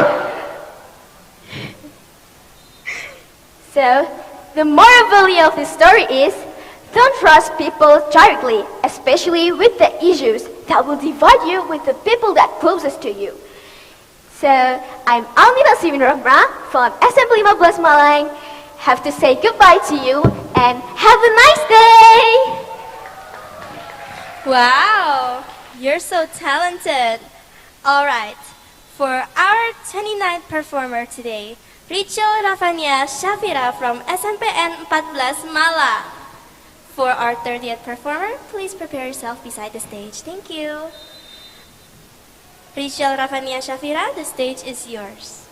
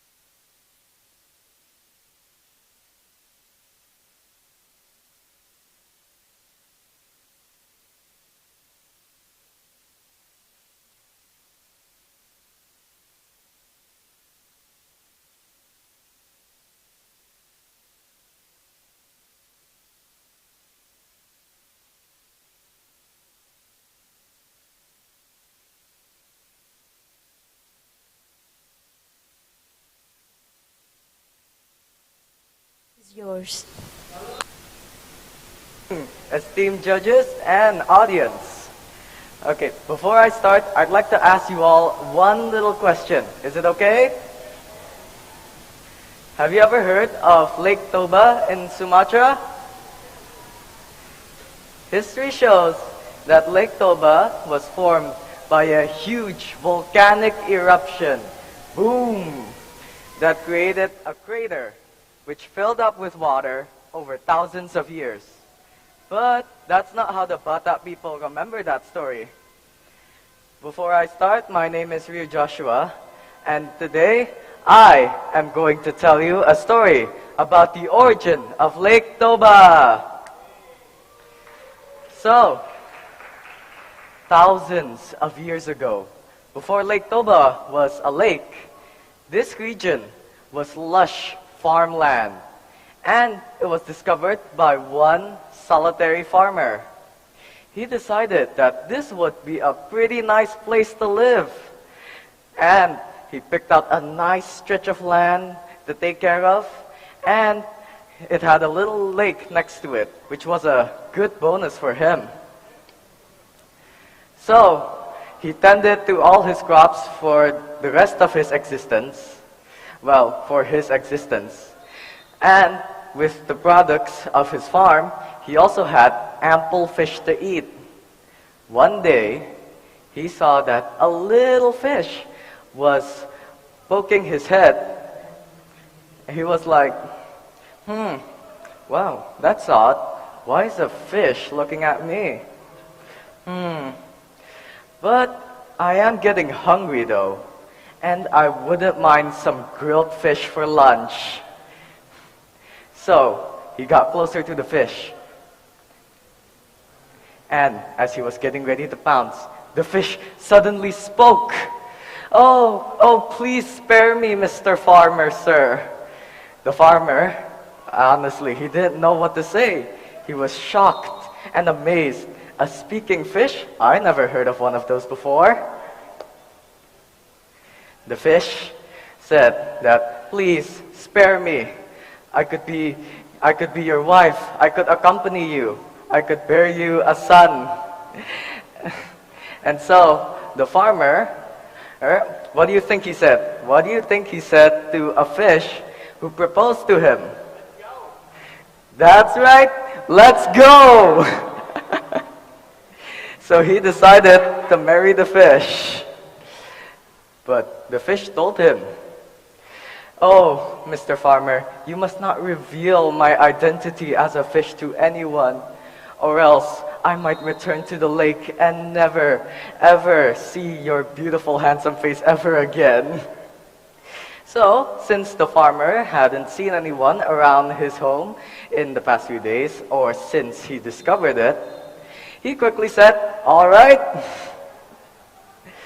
And so, they became husband and wife. Probably the strangest pair I've ever met. So, they lived many happy years together. And his wife, the fish, bore him 2 sons, 2 very handsome young men. As the years go by and his sons got older, they were big and strong enough to help him tend his crops. And his wife would also bring them lunch and water during lunch, because in Sumatra, it's really hot. So, for many years, this kept going on, but one day, the wife had a little cooking accident. My arm! Oh, how could I have so recklessly chopped it off with a knife? Well, she said, oh, my arm, how could I have sliced it when I was cooking some stew? Oh. So she had to tend to her wounds before delivering lunch and fresh water to her boys and husband.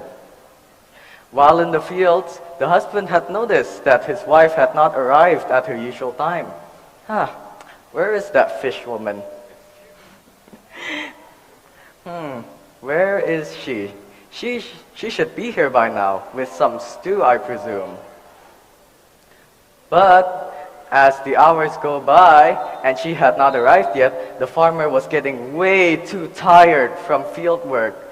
Why is it so hot? Why did I pick Sumatra to live in? Maybe I should have settled for somewhere else. And so he got mad. Darn this! Boys, I'm here to tell you something. Oh yes, father, what's going on? I know it's hot here, but I think you should take a break. Well, his father said, you know what? Screw this. Sons, I married a fish, and she's your mom. The sons were obviously shocked. My dad married a fish, and she's my mom? What? This is... Imagine. So, as soon as he said that, the fish wife turned back into a fish, into the lake, and she was like, oh, he did not. He did not just tell his two sons that I am a fish. So she became very sad from that. And for the rest of her life, tears poured down her eyes, filling up this Toba Valley into the Lake Toba we know today. So, what's the moral of the story? Can anyone guess? The moral is to think about your actions before you execute them, because you might accidentally ended up marrying a fishwife and flooding a whole valley. So, that's it from me.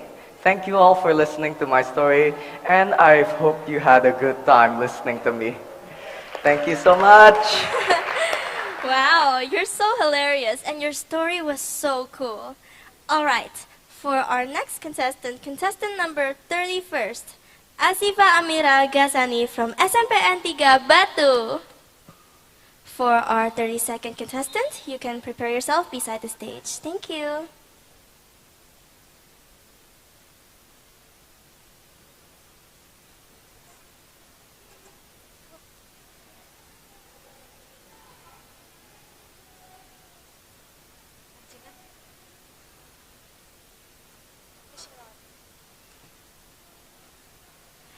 Asifa Amira Ghazani, the stage.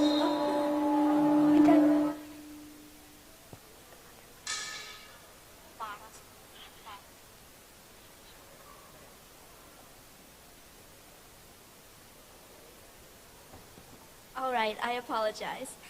Asifa Amira Ghazani, the stage is yours.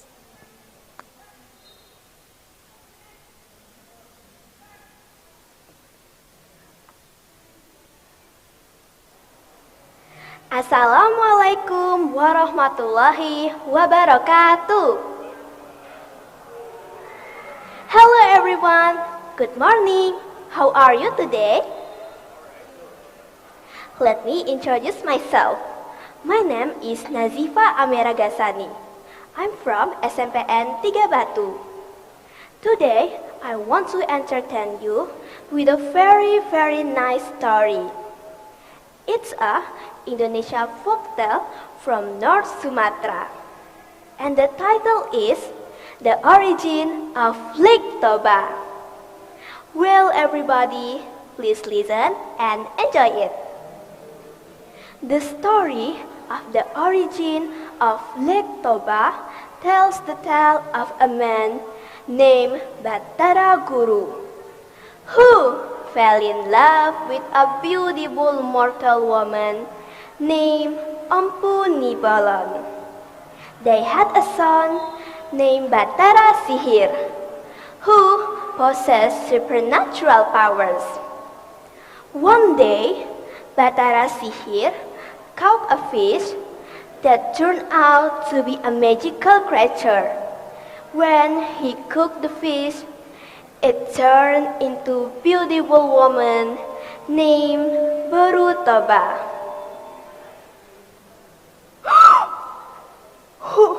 Who are you? Where you come from?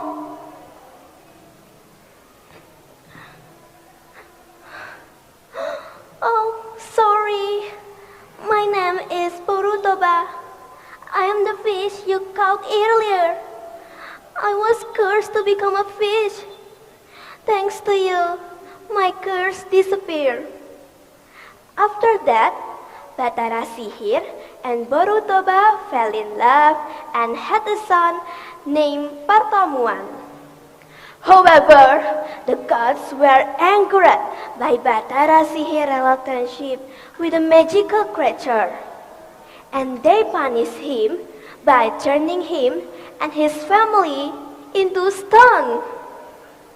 The stone family created a huge hole in the ground where they stood, and it eventually filled with water to become Lake Toba. The story of the origin of Lake Toba holds great significance of Indonesian culture, particularly in the Batak culture of North Sumatra, where the lake located. The story symbolizes the importance of respecting and preserving nature, as well as the consequence of disobeying the gods. The story has been passed down for generations through oral tradition, and it continues to be a beloved and important part of Indonesia folklore. Well, everybody, that's my story that I can tell you. I hope it can entertain you. Thank you for your attention. See you next time. Wassalamualaikum warahmatullahi wabarakatuh. Bye.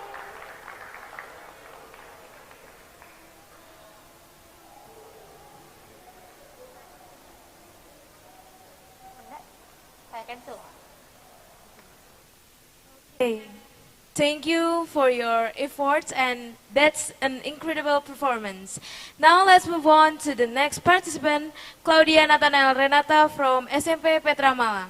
And for 33rd contestant, please prepare yourself beside the stage.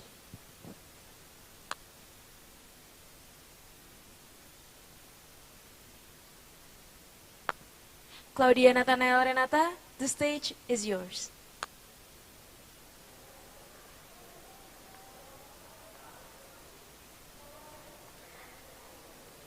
Good morning.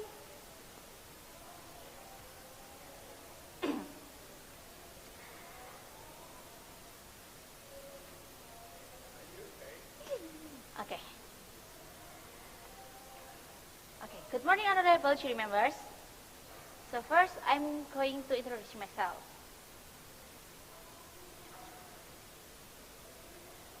My name is Claudia Renata. I'm from SMP Petra Malang, and I'm class 7. I'm going to tell you the story of Toba Lake. So, without wasting time, let's check it out. The story of Toba Lake. Once upon a time, Chairman who living in North Sumatra.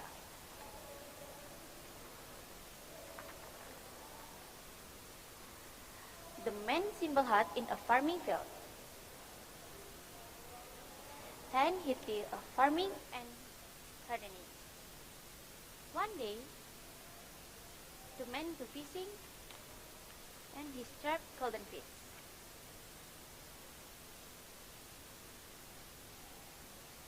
And surprisingly, the golden fish into a beautiful princess. Beautiful, kan?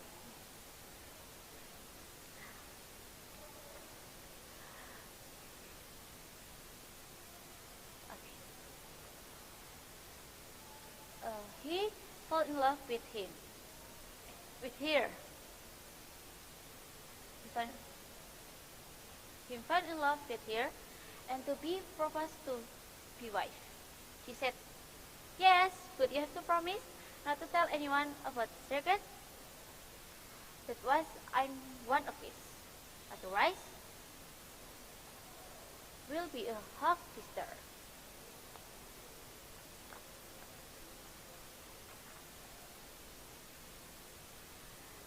They got married and happily a hug teacher. Few years later,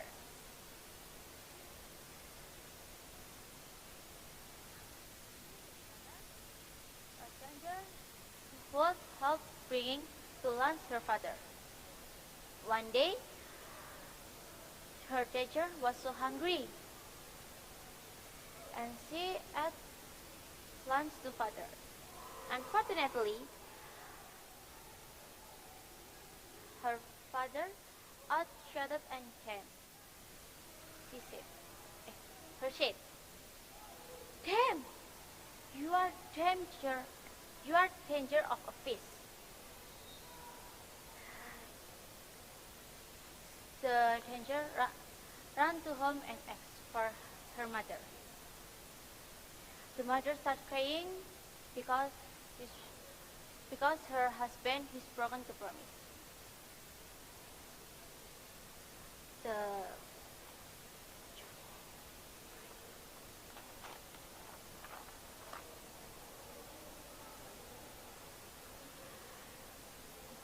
She told the danger run to hills because the hawk decided to come.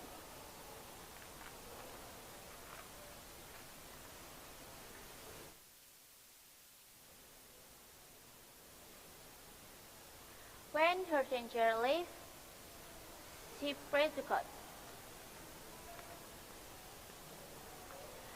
God, soon there will be a hawk disaster to big earthquake, followed by pouring rain and the topale.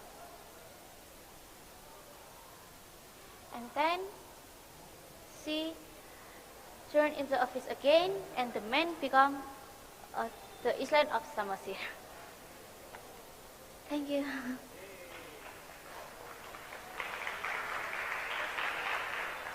Wow, you're so cute. Wow, okay, you're so cute. Alright, moving on to our next contestant, Antania Avita Safa Sembodo from SMP Kosayu 1. To the next contestant, please prepare yourself beside the stage. Thank you. Antania Avita Safa Sembodo, the stage is yours. When you are looking at your mother's eyes, you're looking at the purest love you will ever know. Charlie Veneto. Good afternoon, ladies and gentlemen. Before we start this storytelling, allow me to introduce myself first. My name is Atania Vita Safa Sembodo, or you can just call me as Safa. In this lovely meeting, I would like to tell you all a story. But before that, I want all of you to guess it first. Look at the hint carefully. You son of a fish! Oh my gosh, you're the stone! So, do you get the idea? Okay, so in this storytelling, I'm going to tell you the story of Malin Kundang. Malin Kundang. Once upon a time, in a village near the beach called Air Manis in West Sumatra, there lived a poor woman named Manda Rubaya and her son named Malin Kundang. Malin Kundang's father sadly had passed away when he was just a baby, so they had to work hard to earn money. Malin Kundang was a healthy, diligent, and strong child. He usually went to the sea to catch some fishes and then bring it to her mother and sell it to the town. Then one day, Malin Kundang captured a big fish. Oh my God! Everyone! I got a big fish! I can't wait to give it to my mother! La la la la la la la la la la la. Tuk tuk tuk tuk. Mommy, I'm home!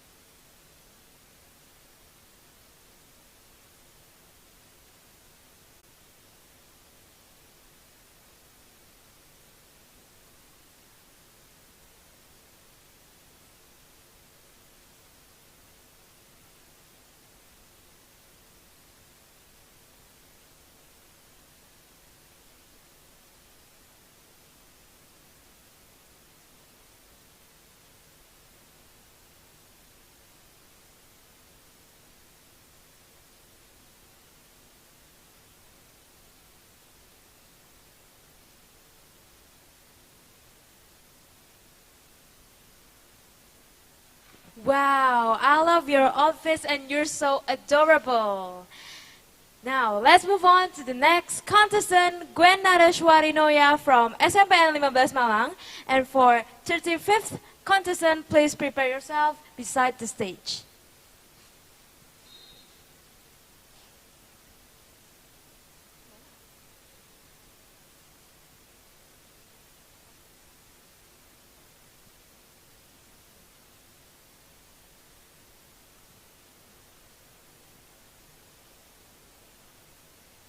Gwen Noya, the stage is yours. Surabaya, Surabaya, oh Surabaya, kota kenangan takkan ku lupa. Good morning, everyone. Do you guys know about a fight of a shark and a crocodile? If you guys didn't know about this story, sit and listen to me. I'll tell you a story from East Java. This story entitled The Legend of Surabaya. But first of all, let me introduce myself. I'm Gwen Nareshwarinoya from SMP Negeri 15 Malang, and thank you for the opportunity that given to me today. Long time ago, in East Java, there lived two strong animals, a shark and a crocodile. The shark named Sura, and the crocodile named Baya. Baya lived near the river. He was the ruler and the predator who was feared by all the animals who lived there. While Sura lived in the sea. He was the predator of the sea that makes every fish in the sea was scared of him. Actually, these two was good friends. But if they were hungry, they were very greedy. They would fight for it and never stop fighting until one of them gave up.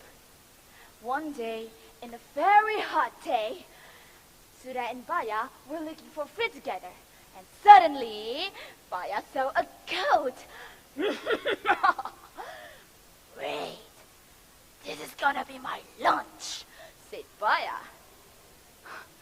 I'm sorry, this is mine.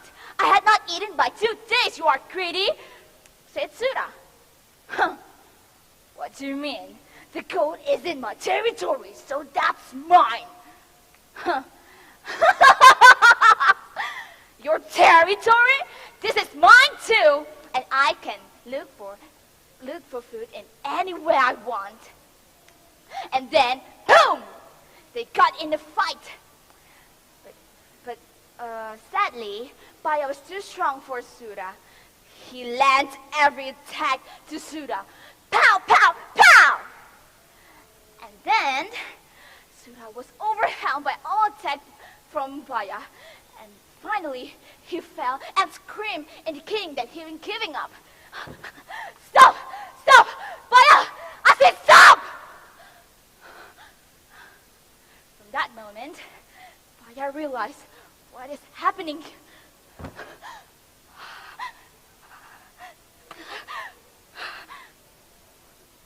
It's always sounds like this! It's always my bad behavior. What should we do to stop this? And suddenly, Sura got an idea. I have an idea. Let's share our territory. Your territory? What do you mean? Yeah, territory. Let's share our territory. You find some food on the land, and you live on the land. I live on the sea, so I look for food on the sea. Do you agree? Asked Sura. Okay, I agree. And from then, Sura and Baya live in the different places. But one day, Sura broke the agreement. I'm so hungry. I had not enough food in the sea. Wait, what if I go to the land? But what if Baya see me? Aha! I would go near in the big rocks there, so Baya will never see me. Great idea, Mr. Shark. And then, after several weeks, Baya was confused. Why is prey getting difficult to find? And then he decided to bite a little rabbit and leave it near the river and hid behind a large rock. And his guess was correct! Sura broke the agreement. With an angry face, he go near the shark. Hey! What are you doing here? You forgot your agreement, Mr. Shark? Asked Baya. An agreement? What agreement? Oh, so that's your opinion, Mr. Shark. Let's fight, and let's see who's the strongest here. The strongest one has the right to rule this area. And then boom, they got in a fight again. Sura thought that he is stronger now than Baya, but he didn't realize that Baya is getting stronger too, day by day. Baya bites Sura's tail, and Sura did the same thing to Baya. And then, after an hour, Baya bite it very hard until Sura's tail cut off. Sura go back to the sea with a shame. But Sura was very happy because he had his place again. The area where they're fighting was a mess, blood everywhere. So, everybody named the area as Surabaya. That's why you will definitely find a statue of a shark and a crocodile fighting while you go a holiday in Surabaya. The moral value in the story is never be greedy and never be greedy and never broke your agreement because that will lead you into destruction. My name is Grenada Sparinoya from SMP Negeri 15 Malang. Thank you and have a nice day. Wow, that was such a breathtaking performance from Gwen. Alright, moving on to our next contestant, Stephanie Sutanto from SMP Kosayu 1. For our 36th performer, you can prepare yourself beside the stage. Thank you. Stephanie Sutanto, the stage is yours. Sometimes people are beautiful, not in their face, not in what they say, but simple, just in who they are. Good afternoon, ladies and gentlemen. Allow me to introduce myself. My name is Stephanie Santo from SMK Kolese Sando Yusuf 1 Malang. And now I'm here to tell you a special story about Swidak Loro from Central Java. Hope you enjoy. Once upon a time, in a small village, lived Mbok Rondo and her only daughter called Swidak Loro. Do you know why she is called Swidak Loro? It's because she only have 60 strands of hair and 2 teeth. Yes, you heard that right. Only 60 strands of hair and only 2 teeth. Oh my God, can you imagine that? Can you believe that? But Mbok Rondo always loved her and see her as the most prettiest girl in the entire world. And she's like the singing, Swidak Loro, Swidak Loro, my beautiful daughter, you are the prettiest of all. Indeed, Swidak Loro is strange outside, but she is beautiful inside. No wonder she has a lot of friends. But unfortunately, there is one girl who really hates her because she is so envy with her.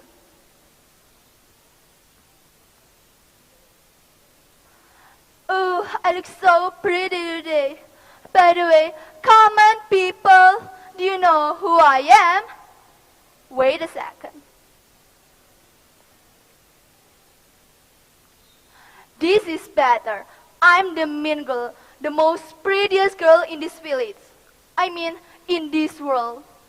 And I deserve to be the popular one. But why? Why Sweetheart Loro is more popular than me? I have to be the only popular one. Sweetheart Loro, I really, really hate you. Aha! I have a terrible plan for you, Sweetheart Loro. Let's see if you will like it, Sweetheart Loro.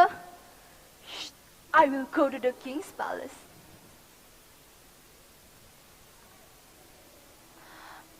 Excuse me, your majesty. I heard that you're looking for a wife, and I have a very good news for you. There is a pretty girl in my village. She is so pretty. Her name is Sweetheart Loro, and she has a flowy, beautiful hair and a good teeth that looks like a pearl. But it will be sad for me if she cannot be our queen. What, your majesty? You want to send your cards to Sweetheart Loro's house? That's a very good idea, and it will be my honor to guide them. The king guards arrive at Sweetheart Loro's house. Sweetheart Loro and Borono are worried if the king will see Sweetheart Loro's face. So they all together pray to the god for their best. At the carriage in the journey to the king's palace,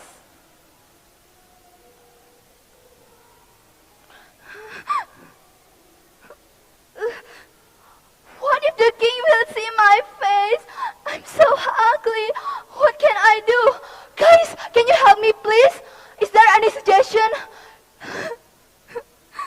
Oh, I'm so hungry. I will eat my lunch first. But suddenly, hi! Don't be afraid. I'm just a fairy.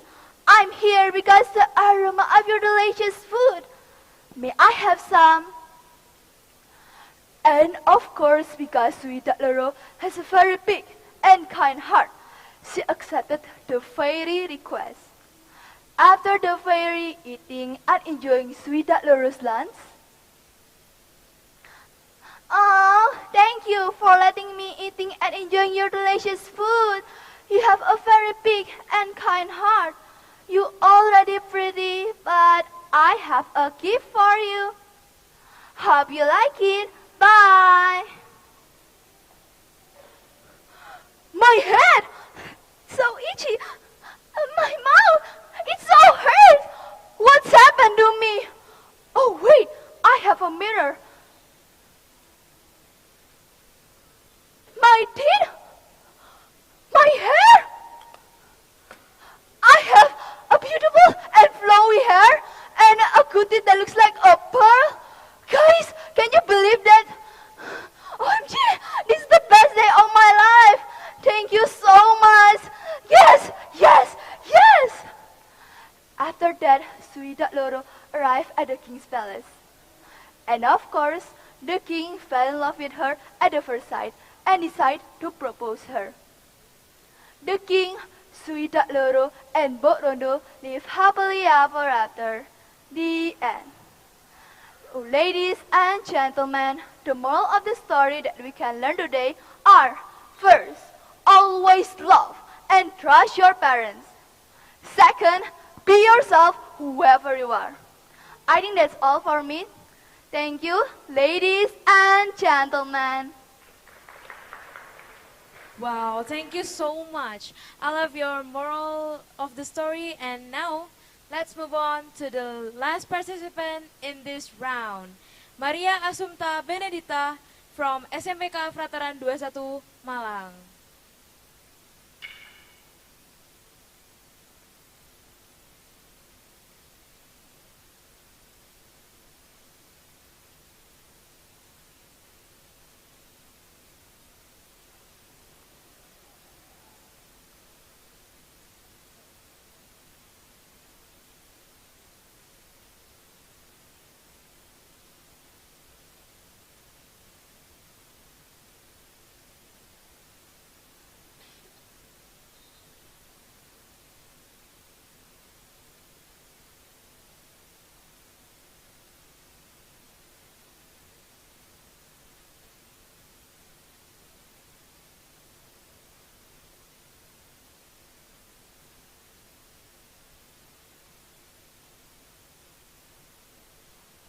Maria Assumpta, the stage is yours. Good afternoon, the honorable judges, ladies and gentlemen. Well, as the last performance, I noticed that all of you are getting sleepy. But no need to worry, because now I will entertain you with one of my favorite stories. First of all, I would like to introduce myself. I'm Maria Sumta from Fratrans Fakultas 21 Catholic Junior High School, and now I will tell you a story entitled Timun Mas. Long time ago, lived an old woman named Mbok Sirni. She lived by herself because her husband had long passed away and she had no children. Every night she prayed to God to give her a child. My Lord, please give me a child. I always be patient waiting for it. So please give me a child. If I don't have a child, there's no one will take care of me in my old days. So please answer my prayer. One night, when she was praying, a giant named Buto Ijo walked past her house and heard her prayer. Ha ha ha ha ha! Mbok Sirni, I heard you want a child. I can give you a child. Are you sure, Buto Ijo? Can you give me a child? Yes, but in one condition. You must give her back to me when she is 17 years old. Mbok Sirni was so happy that she did not think about the risk of losing her child later and agreed to the giant's offer. The giant gave her a bunch of cucumber seeds. Plant this around your house. Oh, thank you so much, Buto Ijo. Thank you so much. After that, Buto Ijo left without saying anything else. And after that, Mbok Sirni planted all the cucumber seeds around her house. The seeds grew within several days and blossomed plentifully. Not long after that, a big golden cucumber grew from plants. Mbok Sirni then plucked the golden cucumber and carried it home carefully. Oh, it's so heavy. Where is the knife? Where? Oh, here is the knife. Then, Mbok Sirni sliced the golden cucumber carefully. And when she sees what's inside, she was shocked but happy at the same time, because inside the golden cucumber lies a beautiful baby girl. Oh, you are so pretty. But what should I name you? Oh, because you were born from a golden cucumber, I will call you Timun Mas. Yes, Timun Mas. Years passed by. Timun Mas had grew to a beautiful and lovely girl. Mbok Sirni loved her so much. But she can't stop thinking about the day where Buto Ijo would take Timun Mas away from her. Oh no! What if he came back? What if he took Timun Mas away from me? No, I can't let that happen. One night, Mbok Sirni had a dream. In order to save Timun Mas from Buto Ijo, she must go to Mount Gundu and meet a holy man. So the next day, she do just the same as her dream. The holy man gives her a bunch of bags, 4 little bags, each bag containing different things: salt, shrimp paste, cucumber seeds, and needles. After that, she take it and went back home. A few days later, Buto Ijo came to see Mbok Sirni about her promise. Ha ha ha ha ha! Mbok Sirni, I have give you some time. Now where is the child? Give me the child! I am hungry! Please, Buto Ijo, don't take my child away from me. She's still a child, please.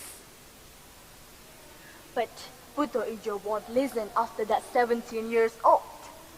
So, Mbok Sirni ran towards Timun Mas and gave her all the bags.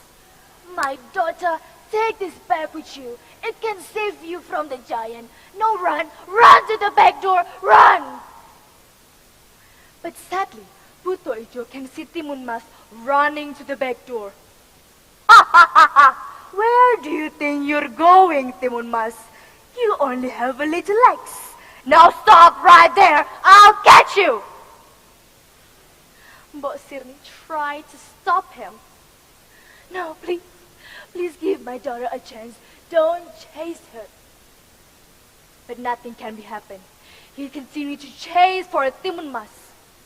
Timun Mas then ran as fast as she can. And now she opened the first bag with cucumber seeds inside. And when she threw the cucumber seeds, it instantly grew to a large cucumber field. But it don't stop the giant. The giant ate them all, giving him more strength. So now, Timun Mas running even faster and faster. And then she threw the second bag with needles inside. And when she spilled the needles behind her, it turned into a very sharp bamboo field. The giant was scratched and built. Ah! Timun Mas, come back here. I'll catch you! And at last, Buto Ijo managed to get out from the very sharp bamboo field. Now, Timun Mas was hopeless, so she opened the third bag with salt inside. And when she threw the shawl to the ground, it turned to a large and deep sea. It almost drowned the giant, but at last, the giant can swim across the sea. Now, full of hope, Timun Mas opened the last bag with shrimp paste inside. And when she threw the shrimp paste to the ground, it turned to a big boiling swamp of mud. And after that, slowly but surely, it drowned the giant. The giant screamed for help. Help! Help me! Timun Mas, don't go! Help me right now! But nothing can she do. So at last, he died. After that, Timun Mas and Mbok Sirni lived happily ever after. The end. Ladies and gentlemen, from this story we can learn that don't give up in any trouble in your life, and always pray to God even in your lowest moment. That's all my story for today. Thank you so much for your attention, and I hope I'll see you again.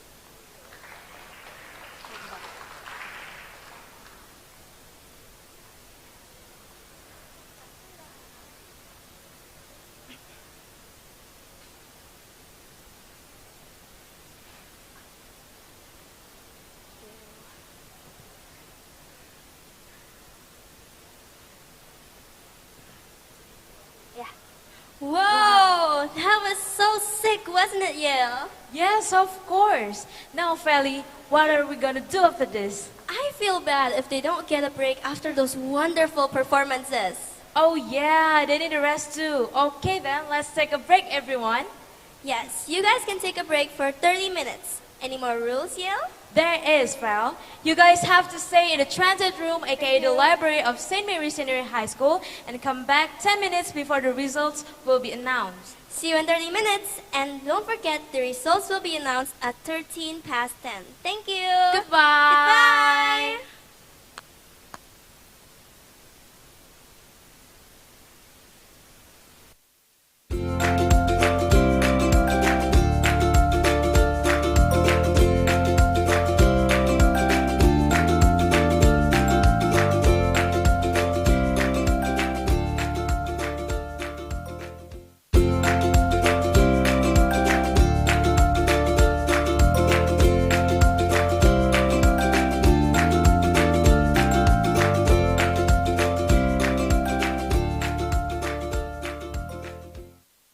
Kalian lagi mau cari laptop atau aksesoris komputer yang terjamin kualitasnya?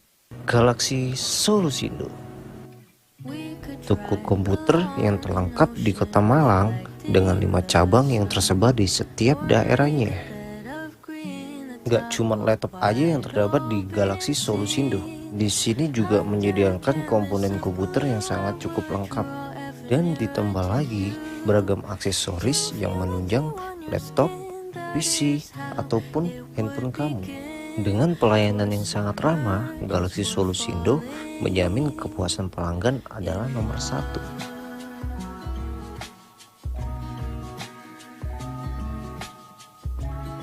Dan Galaxy Solusindo juga mempunyai teknisi yang sudah super profesional. Jadi kamu tidak perlu khawatir untuk konsultasi permasalahan laptop maupun PC di sini. Ditambah lagi Galaxy Solusindo sudah mendapatkan piagam penghargaan. Tentunya membuat pelanggan semakin percaya jika di sini menjual produk ori dan berkualitas. Jadi langsung datang aja ke Galaxy Solusindo. Untuk alamat dan produk bisa cek link website resmi kita di bawah ini.